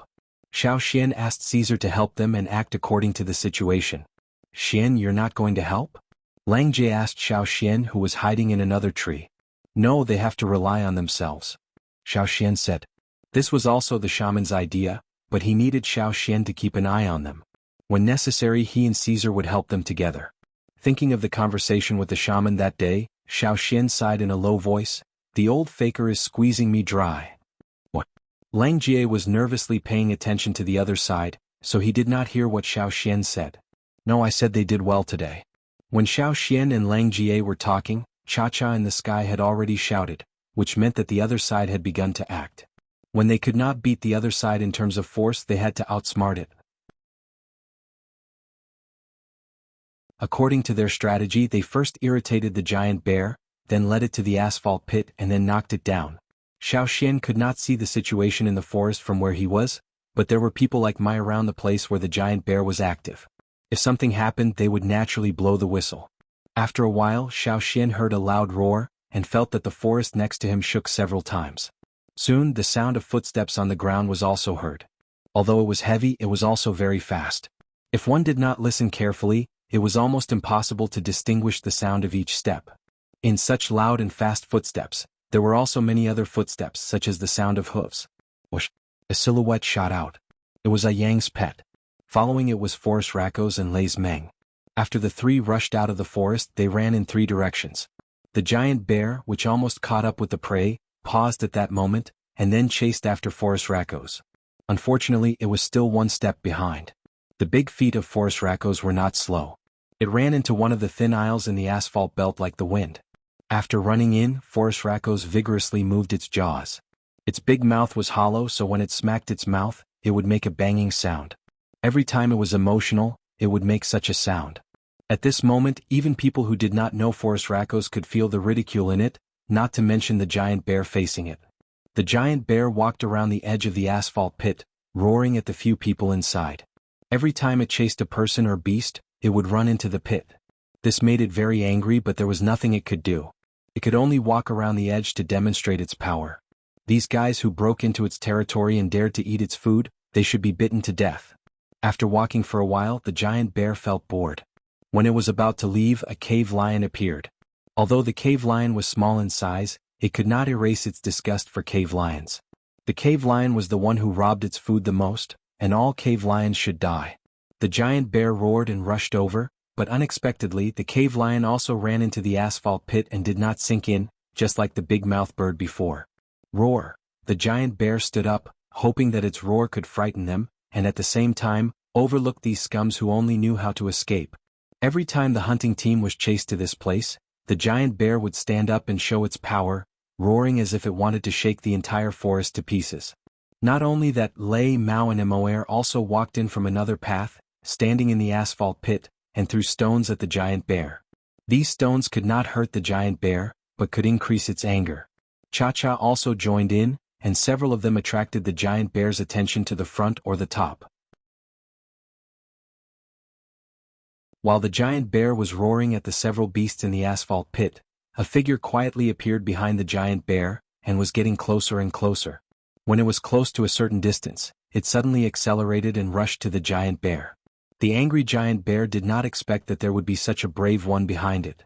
It was used to roaring at the prey hiding in the asphalt pit, but this time it was defeated. The roar of the beasts had covered some of the sounds. When it felt the ground shaking and knew that something was rushing to it, it only had time to turn around and was hit in the stomach. Even so, it still waved its paw. Four Fangs was hit by the bear's paw and rolled on the ground several times. When the giant bear focused on Four Fangs and tried to stabilize its balance, a gray figure flashed by. It was hit again. This time it was close to its chest and the strength was stronger than before. Roar! Another roar rang out. This time it was filled with unease and fear. It knew where it fell and what would happen to the beasts and ferocious beasts in the forest if they entered here. Bang! The giant figure fell into the asphalt pit, splashing a lot of sticky asphalt. Seeing the giant bear fall into the asphalt pit, everyone breathed a sigh of relief. Mao ran out to check Four Fang's physical condition. Four Fangs was hit by the bear's paw, and there were several deep claw marks on its body. But for Four Fangs with rough skin and thick flesh, this injury was not too serious. It's not a big deal, just go back and rest. The claw marks are not deep. Mao looked and said. Four Fangs was still a little dizzy, lying on the ground and groaning. As the strongest among the beasts, it had never been hit like this in its life. Seeing that they were not seriously injured, and then looking at the giant bear that fell into the asphalt pit, everyone was still frightened. Fortunately, Caesar had patched it later, or the giant bear might not have been hit into the asphalt pit, and Four Fangs might have been killed by the giant bear's claws. They took the straw rope, and if Four Fangs accidentally fell into the asphalt pit, they would use the straw rope to save it. But unexpectedly, the giant bear seemed to be heavy, but its reaction was much more flexible than they thought. This made them understand that sometimes, the plan was only the ideal state, and anything unexpected could happen. Be more cautious when making plans in the future, Xiao Xian said. Yes. They all agreed. Seeing the giant bear gradually sinking, Mai asked everyone to leave because it was useless to stay here.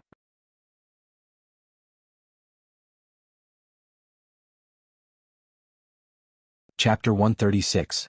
After the first cooperation, the next few hunts went much smoother. At the same time, these young warriors became more cautious. Xiao Xian didn't join them. Sometimes he even let Caesar go with them. He didn't give Caesar more instructions. You don't care about Caesar anymore? Lang Jie was very curious. Since the giant bear, Xiao Xian had let Caesar move freely for several hunts. I'm training it to be independent. Caesar is very smart. Sometimes it can even help Yang Guang and the others. Xiao Xian said. Didn't you always tell them to be dependent on each other? Why are you talking about independence now? The specific situation needs to be analyzed. Different methods have to be used at different times. Xiao Xian answered. Since he couldn't understand, Lang Jie decided to stop thinking about it. He went to see what the other beasts were hunting. Xiao Xian stood on a tree and looked at a small stream in front of the tree. There were falling leaves and some broken twigs on the stream. The ancient people thought the fallen leaves were boats, and when they saw the black wood floating on it, they knew it was a boat. In fact, a boat was not as hard to make as Xiao Xian thought. A tree was enough. In the forest there were many thick trees. A section of the tree trunk could be made into a canoe. However, the material of the tree still needed to be checked. The appearance of these beasts in the forest didn't attract the attention of the high-level ferocious beasts in their own territories. For them, these were just a few small beasts. They didn't care about them. Mai led the hunting team and these beasts from the first stronghold to the third. Although there were many small troubles along the way, the overall journey was quite smooth. For the members of the hunting group, this was also a novel hunting trip. Jiao, an eagle's cry came from the sky. Xiaoxian looked up. Cha-Cha wanted to fly to another place. When they arrived at the hunting ground of the third stronghold, 2/3 of the hunting time had passed. The hunting team wouldn't go far. Moreover, if they went further, they wouldn't be familiar with the terrain and species composition. Therefore, under normal circumstances they would stay here for a few days and then turn around and go back. However, Cha-Cha seemed to want to keep flying forward. If it weren't for Xiaoxian, it would have flown away long ago. In the sky, Cha-Cha had already told Xiaoxian with its unique flight path that it wanted to go there. Cha-Cha showed its strong desire to go in that direction when it came to the third stronghold. Uncle Mai, do you know where it is? Xiaoxian asked, pointing at the direction Cha-Cha wanted to fly to. Mai thought for a while and shook his head. I think I heard the old warriors mention it a long time ago. I can't remember. I only know that it's not a place we can go. I think it's called the Severing Land. Cha-Cha Land? Yes. Mai answered vaguely. He really couldn't remember. But when he was young he heard other old warriors talking about it, saying that they couldn't go there. Since the ancestors stopped here and didn't go further, they must have their reasons. Out of their complete trust in their ancestors, every leader of the hunting group would not go any further after they arrived at this place. Even if they wanted to expand, they wouldn't go in that direction. Don't go there. Mai stared at Xiaoxian. He needed Xiaoxian's promise. After a pause, Xiaoxian nodded. Okay, I know. I won't go there. Mai finally smiled when he heard Xiaoxian's promise. He looked at the sky and waved to Xiaoxian. Time to go back. Xiaoxian whistled and then made a gesture to Cha-Cha in the sky. Jiao. Cha-Cha screamed unwillingly. It flew around the same place for a few more times, and then followed Xiaoxian back to the cave of the third stronghold. Because of its bad mood, it fought with an unknown bird on the way back. Unfortunately, the bird was more skillful. It only suffered a few scratches from Cha-Cha, while Cha-Cha was not only injured but also bald. Mai felt even worse. Xiaoxian comforted it while applying medicine to Cha-Cha. When we go back, I'll ask the shaman what's over there. If it's okay, I'll take you there. As the return day was approaching, the hunters began to feel anxious. Although they felt that their beasts did a good job this time, they didn't fight, didn't cause any trouble to the hunting team, and even helped them to hunt a lot of prey.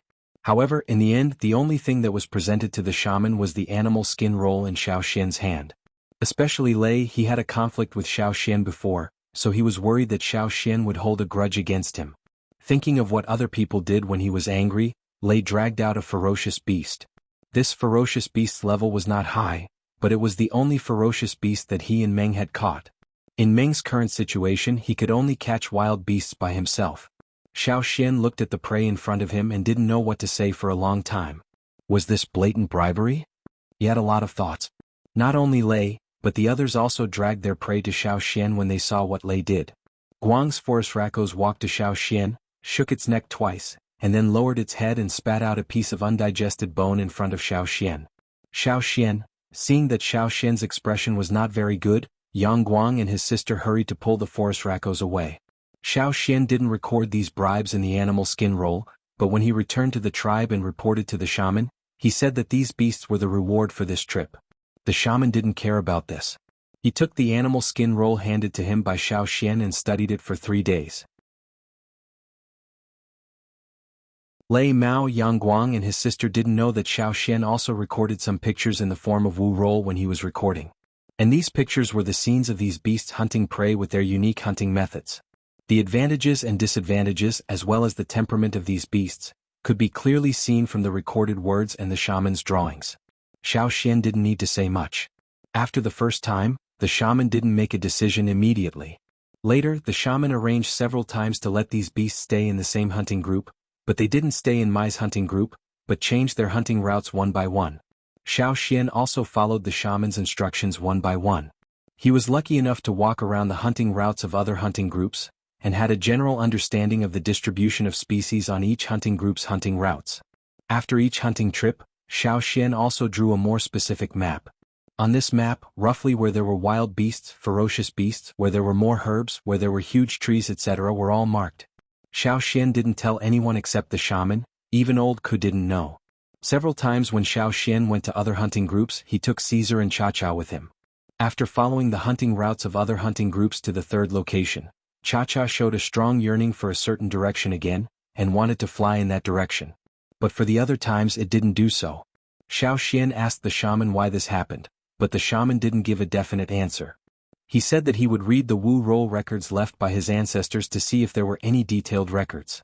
Before the situation was clear, Xiao Xian wouldn't take Cha-Cha to that place easily. Who knew what would be there? Could they come back safely? Because the shaman had talked with Lei and Mao who had raised wild beasts, they tried their best to hunt as much food as possible before the winter. This winter the shaman engraved the beasts one by one, except for Caesar and Cha-Cha. During the engraving process the shaman called Xiao Xian over, and planned to let Xiao Xian do it if he couldn't hold on. Gui Zhe as the next shaman was also called over to watch. The engraving site was right next to the fire pit. In order to ensure enough spiritual power during the engraving process, Xiao Xian was responsible for throwing fire crystals into the fire pit.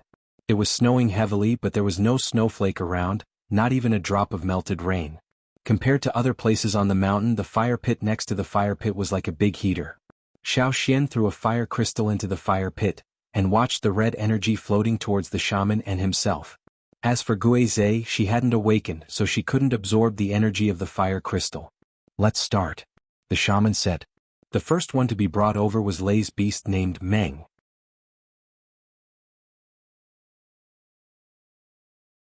The people who brought Meng left quickly, and Lei couldn't stay here so they waited in another stone house.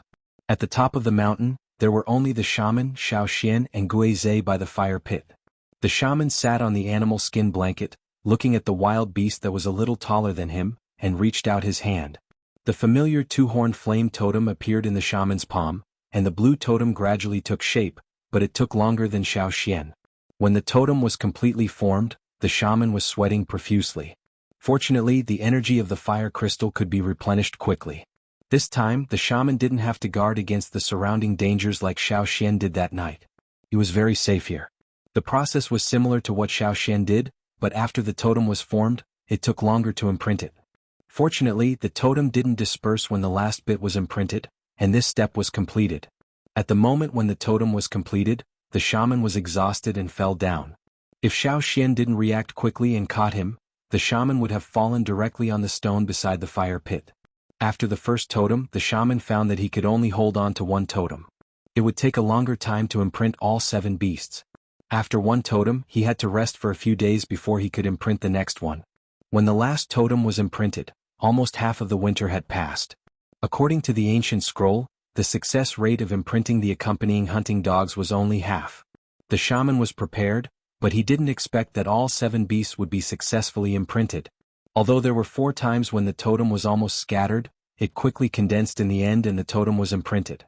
The 7 beasts were also in good condition. In one winter the 7 beasts imprinted by the shaman all grew up. However, they didn't change as much as Caesar did. Just like what was recorded in the animal skin scroll passed down by the ancestors, after the totem was imprinted, it was a gradual process that was relatively slow. At the same time, compared to the 7 beasts who were getting better and better, Cha-Cha was listless all day long. For Cha-Cha, who was usually full of energy, this was a very rare situation. Was it because it was the only exception among the 9 beasts in the tribe? However, the shaman said that Cha-Cha couldn't imprint. It wasn't that he didn't want to, but that he couldn't. Xiao Xian tried once but he couldn't do it. The shaman also said that Cha-Cha was a real giant mountain eagle, and giant mountain eagles had their own beliefs.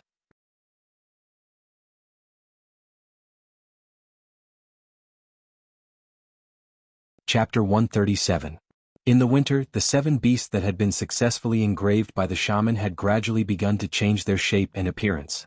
Although the shaman had reminded them to prepare more food before the winter, the 7 beasts had grown up and their appetites had become bigger. The food still could not satisfy them. After all, with the increase of their level, the energy they needed would also change.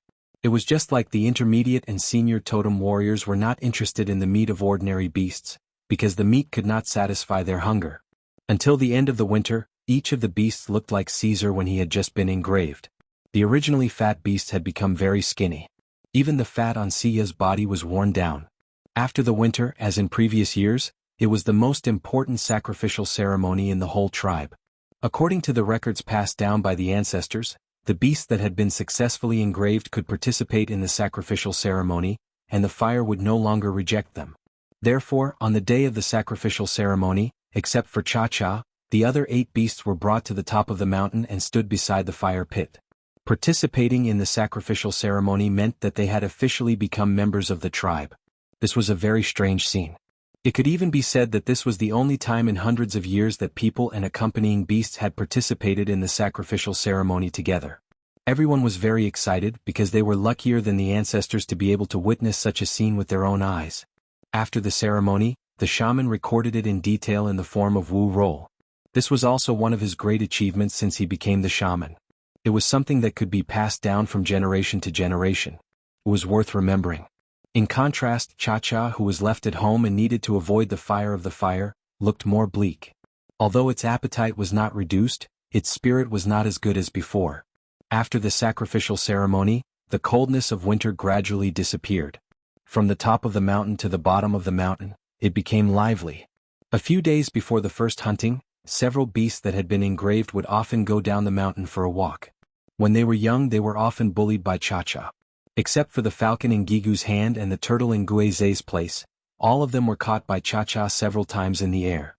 Now that they had become ferocious beasts or were close to becoming ferocious beasts, they were naturally not afraid of the Cha-Cha. If not for the fact that the Cha-Cha could fly, they would have probably retaliated. Fortunately, Caesar protected her and did not allow those few to tease the Cha-Cha. It was reasonable to say that Caesar was completely inferior to the others when they were all wild beasts. Even in the large wolf species, they were a relatively weak subgroup and were not as fierce as the others. But in fact, after the engraving was completed and he grew into a ferocious beast, Caesar's growth was much better than that of the other 7. Neither the cave lion Chi nor Mao dared to provoke Caesar. Cha-Cha continued to squat in its nest as it watched the minions that it had once bullied become stronger one by one. Seeing this situation, Xiao Xian was helpless. When the shaman had almost finished teaching this batch of newly awakened warriors, Xiao Xian went up the mountain again to have a good chat with the shaman. I plan to take Cha-Cha to have a look over there during this hunting trip. Xiao Xian sat opposite the shaman and said. The shaman understood what Xiao Xian meant by over there, so he remained silent. After a while, he went to the inner room and took out an animal skin roll. He handed it to Xiao Xian and said, "This is recorded in the ancient scroll left by our ancestors." After Xiao Xian told the shaman about Cha-Cha last year, the shaman carefully read the ancient scroll and extracted some relevant records. Xiao Xian took the animal skin roll and looked at the written records. These were only ordinary written records and obviously they were retold by others. The description was a little vague. It also mentioned this severing land that Mai had mentioned. When the ancestors opened up the hunting route, they were blocked by a thorny plant and could not go any further. However, when they stood at a high place they could vaguely see the mountains in the distance, but because of the plant in the middle they could not go any further. Therefore, the ancestors called that place the severing land. It cut off the road between the mountains and prevented anyone from entering. However, there were also some interesting things mentioned in the scroll.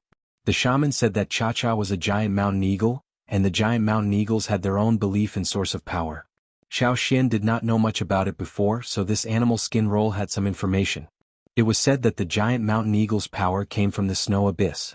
It was a huge mountain covered in ice and snow all year round, so people called it the Eagle Mountain. Chief Ao once said that the giant mountain eagles came from the Eagle Mountain, but now it seemed that it was not true. The Eagle Mountain was the source of their power. As for whether it was the place where they were born, no one knew. A long time ago the ancestors had only heard about the legends of the giant mountain eagles, but had never seen them with their own eyes. Some people said that the Eagle Mountain was the eagle's graveyard, while others said that the Eagle Mountain was the eagle's birthplace. There was not much information on the animal skin roll, so Xiao Xian finished reading it quickly. Is the place where Cha-Cha wants to go to the Eagle Mountain? Xiao Xian was puzzled. Maybe, the shaman said. After thinking for a while, Xiao Xian said, I still want to go with it. The shaman looked at Xiao Xian and was silent for a while. Then he said, it's very dangerous. You may not be able to come back. I know. Xiao Xian had made up his mind, so he would not change it. I'll have to trouble you to talk to Uncle Mai. The shaman did not try to persuade him again. He just sighed. Knowing that the shaman agreed with his decision, Xiao Xian grinned and bowed. "Don't worry, I'll come back safely." The shaman felt his eyelids twitch. He waved his hand helplessly and signaled Xiao Xian to go out. It was the first hunt of the year and there were several ferocious beasts in the team. Whether it was Tao or the 5 team leaders, they all wanted to perform well. Mai was excitedly discussing the upcoming hunt with Qiao when he heard the news brought by Xiao Xian. "You want to go to the Severing Land?" Mai's facial muscles twitched and he said it word by word. He took a few deep breaths and clenched his fists. He wanted to beat up the person in front of him. He knew that Xiao Xian was not a person who would give up easily. Last year's promise was nothing. This time he directly asked the shaman for help, and the shaman agreed. What else could they say? No, it should be the mountain range on the other side of the Severing Land. Could be somewhere else. I just want to have a look and see why Cha-Cha always wants to go there. Xiao Xian explained. It would have been better if he did not explain. Once he explained, Qiao Mai and his wife became more worried. They admired the warrior's fearless spirit, but it did not mean that they liked to see such suicidal things. Even their ancestors did not want to go there. How could Xiao Xian, who was not even a mid-level totem warrior, come back? How annoying.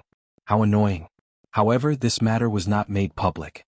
It was not until the hunting group went out from the first hunting area to the third hunting area that they knew about it. The Severing Land. You can't go there. Xian, listen to Mai. Don't go there. You can't come back if you go there. Really, don't go there. If Cha-Cha really wants to go there, he can just fly there himself. Why do you have to follow him? Everyone in the hunting group tried to persuade Xiao Xian. After years of living together, they had become closer to Xiao Xian. They also thought highly of Xiao Xian, a new warrior. What was more, Xiao Xian was born in a cave near the mountain foot area, but he was not inferior to those people in the mountain. This made them feel proud and proud. In the eyes of many old warriors in the mountain foot area, Xiao Xian's future achievements would not be inferior to those people in the mountain. In the future he might even live in the mountain. Many of them often used Xiao Xian to encourage their children. For example, Sai's father. Every time he saw that Sai was not doing well, he would use Xiao Xian to criticize him. So, until now, Sai had never looked at Xiao Xian in a good way. But now, Xiao Xian wanted to go to the place that even their ancestors did not want to go. Wasn't he looking for death? Unfortunately, persuasion was useless. How could the shaman agree? No one could understand. But since the shaman agreed, they did not insist on persuading him.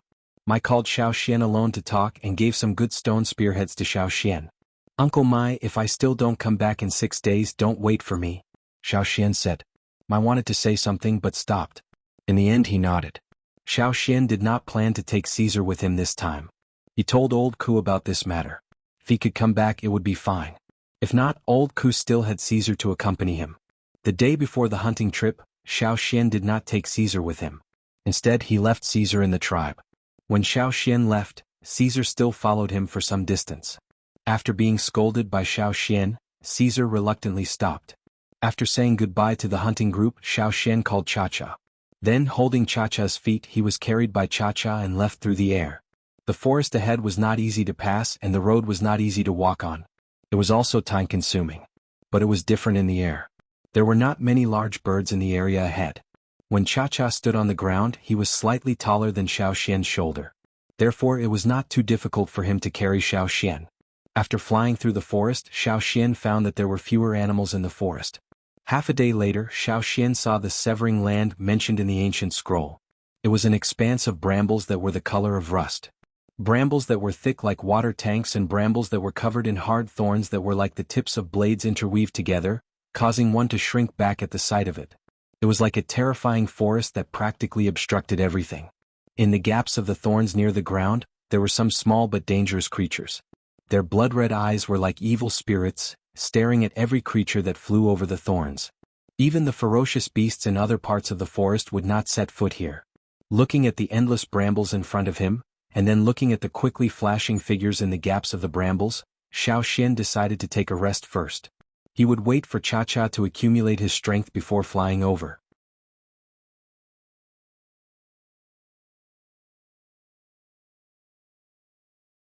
Chapter 138. Before they set off, Xiao Xian had brought some jerky with him, but Cha-Cha liked to eat fresh. After Cha-Cha caught some prey and ate to its heart's content, it took Xiao Xian to fly again. Occasionally, a large bird would fly past this area. A few times it fought with Cha-Cha and Xiao Xian almost fell from the sky. If Cha-Cha was a little bigger, Xiao Xian could still stand on its back. Unfortunately, Cha-Cha was still too small. Xiao Xian twisted his body to avoid the awl-like beak of the bird. With one hand holding Cha-Cha's claw, he quickly took out the prepared stone needles from the animal skin pouch at his waist and threw them at the attacking birds. The stone needles had been dipped in a special grass juice, which had an extremely strong paralyzing effect. Xiao Xian always aimed at the parts of the body that the thick feathers of the attacking birds could not completely cover. As long as the skin was slightly broken, the medicine would seep in and take effect, and the birds would no longer chase after him. The birds that attacked Xiao Xian in front of him shook their heads and slowed down after being hit. They could not tell which direction they were flying in. However, this bird's resistance was probably not as strong as the ones before it. After being hit by the needle near its neck, it wobbled and flew up and down, then suddenly fell down. When it finally flapped its wings and stopped falling, it crashed into an arch bridge that was surrounded by thorns and thorns. Bang! The strong collision made the bird, which was already dizzy, even more dizzy. The thorns on the thorns also scraped off many of its feathers. The bird that was hit by the needle and hit the arch bridge was scratched by the thorns. Blood dripped down drop by drop. In the thorns, the creatures that smelled the blood immediately became excited. They nimbly passed through the crisscrossing thorns and ran towards the source of the blood. When Xiao Xian looked down from above, he saw the figures that quickly passed through the thorns from all directions, converging towards the bird that was still fluttering in the thorns. The creatures that swarmed over quickly surrounded the flying bird. They looked like monkeys and their fur was the same color as the thorns. Most of them were only the size of 2 fists of an adult warrior, but they were very nimble. Even when they were in the thorns, they were very fast. The group of monkeys that lived in the thorns, densely packed, pounced on the bird and bit it. For a moment, Xiao Xian could only see a bloody mist exploding in that area. The blood splattered on the surrounding thorns. After it dried, it would probably be the same color as the thorns. Feathers floated in the bloody mist, one by one, and then slowly fell down. Some of the slower monkeys that could not squeeze in to enjoy the delicious meal wandered around the surroundings unwillingly.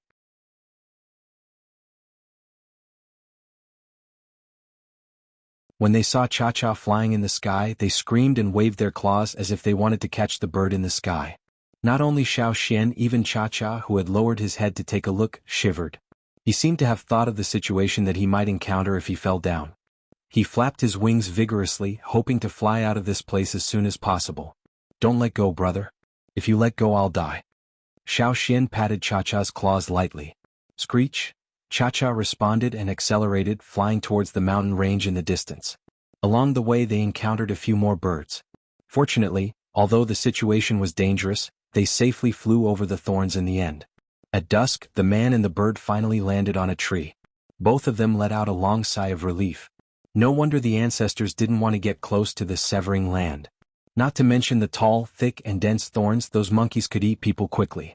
Even a senior totem warrior could not fight against creatures that had a great advantage in numbers. Not to mention this was only what Xiao Xian saw from the sky. Perhaps there were other creatures living in the thorns that had not been discovered yet. "You take a rest first. I'll be on guard." Xiao Xian patted Cha-Cha next to him and said in a low voice. Even if they passed through the thorns and came to this mountain range that looked no different from the hunting area, Xiao Xian could not let down his guard. Night came quietly. Xiao Xian couldn't find a cave nearby, so he could only find a place on top of a tree. He used the surrounding branches as camouflage, set up a small trap, and sprinkled some medicinal powder on the ground. He made do here for the night. The sounds in the forest could tell Xiao Xian if this place was the same as the hunting area. Listening carefully, the sounds made by different creatures mixed together to form a unique sound of the area. Therefore, as long as he listened to the sounds, he could make a preliminary judgment. Xiao Xian carefully distinguished these sounds. No, it was different. The nocturnal creatures here were very different from those in the hunting area. It seemed that he had to pay more attention. He could not judge based on his previous knowledge in the hunting area. Late at night, Xiao Xian was awakened by the sound of leaves rubbing against each other. Because he needed to be vigilant, he could not sleep deeply. This was a habit he had developed in the forest. He did not rest, but he could not rest at ease. He would wake up at the slightest abnormal sound. Listening carefully, the sound was like the wind blowing the branches full of dense leaves, and the leaves rustled. Rustle. But in fact at this time there was no wind at all. None of the leaves around Xiao Xian moved. The tree trunk under his feet trembled slightly, which meant that something had climbed up the tree. It was not on Xiao Xian's branch, but it was not far away. The rustling sound gradually became louder. Xiao Xian slightly comforted Cha-Cha, who was a little uneasy. Holding the hilt of the stone knife in his right hand, he held his breath and at the same time, he used his special vision to look outside. The branches were a little interfering, but Xiao Xian could still see through the leaves and see the situation outside. He looked in the direction of the sound. Was that a snake? Looking at its bones, it looked like a snake, but its outline was a little blurry.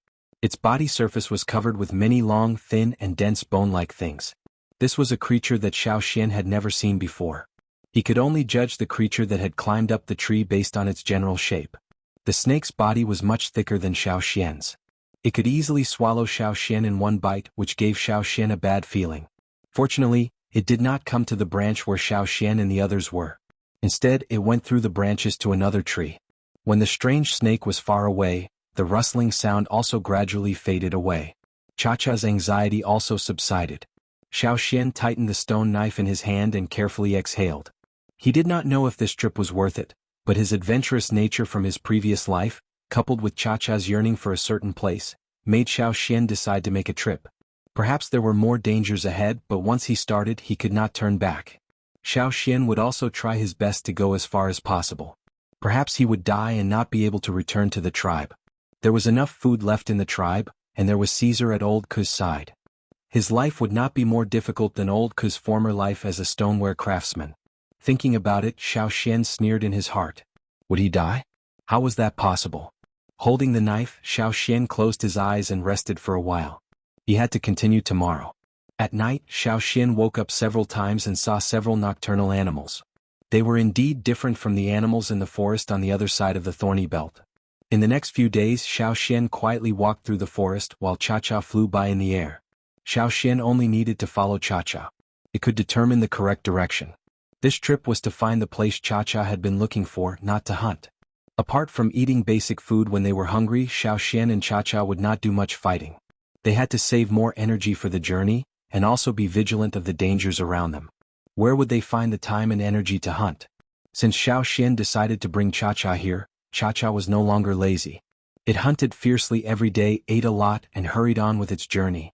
Many times, it even thought that Xiao Xian was too slow, so it grabbed Xiao Xian and flew up. After all, the road on the mountain was not as fast as flying.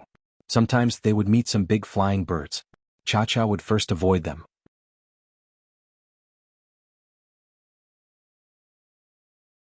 If it could not avoid them, it would fight them. If it could not fight them, it would run away. If it could not escape from them, it would lead them down and ask Xiao Xian for help. Just like that, they walked for 6 days straight. At this time, the hunting group that stayed in the third location did not see Xiao Xian, so they had to go back first. Xiao Xian did not expect that the place Cha-Cha wanted to go would be so far away. He and Cha-Cha had been walking for more than 10 days, but it seemed that they had not seen the end. During these 10 days, Xiao Xian and Cha-Cha almost fell into the stomach of the strange ferocious beasts in the forest several times. Both of them had many injuries. When they were seriously injured, they would find a cave and rest for 2 days. They could not rush at this time. They had to rest well and maintain a good state so that they could continue to move forward. Sneaking in this dangerous forest made Xiao Xian more sensitive to danger. At the same time, he became more skilled in hiding himself and his breath. Holding the scarred teeth knife, Xiao Xian moved his arm. His arm was broken when he dodged the saber-toothed beast, but it was not a big deal. He would feel better after a night's rest. The stone knives that he had brought with him were all broken. Xiao Xian had made some rough stone knives on the way, but they were all broken in the fight with the ferocious beasts. Now the only thing he had left was Old Ku's teeth knife. But judging from the condition of the teeth knife, it would not last long. In front of them there was a cliff about 100 meters high. Without Xiao Xian's signal, Cha-Cha had already flown down. Xiao Xian put the teeth knife into the animal skin bag around his waist, and grabbed Cha-Cha's claw with his other uninjured arm. Cha-Cha flew down the cliff with Xiao Xian. In front of them there was still a huge forest with no end in sight. But the trees in this forest seemed to be taller than the ones they had seen before. After flying for a while, Xiao Xian asked Cha-Cha to find a place to put him down. Cha-Cha did not respond. There were no birds around, so there were no threats. They could continue to fly. It felt that it was faster to fly. All right, then fly a little higher. I keep having the feeling that this place. Before Xiao Xian finished his words, a branch that stretched out from the top of a giant tree suddenly bent, and then shot out like a spring towards Cha-Cha, who was about to fly over. At the moment when the branch shot out, the branches and leaves on its body quickly contracted. The leaves closed and stuck to the branch, and the branch fell down and stuck to its body like scales. It was a snake. And this strange snake reminded Xiao Xian of the creatures he had encountered on the night when he first entered this mountain. You're tuning in to the Han Li's Wuxia Adventures YouTube channel. We're so grateful for your support, and don't forget to subscribe to join us on this incredible journey through captivating stories. Your generosity through donations truly makes a world of difference, as it's the primary source of revenue that allows me to expand and enhance this channel for you. Thank you from the bottom of my heart for being a part of this adventure.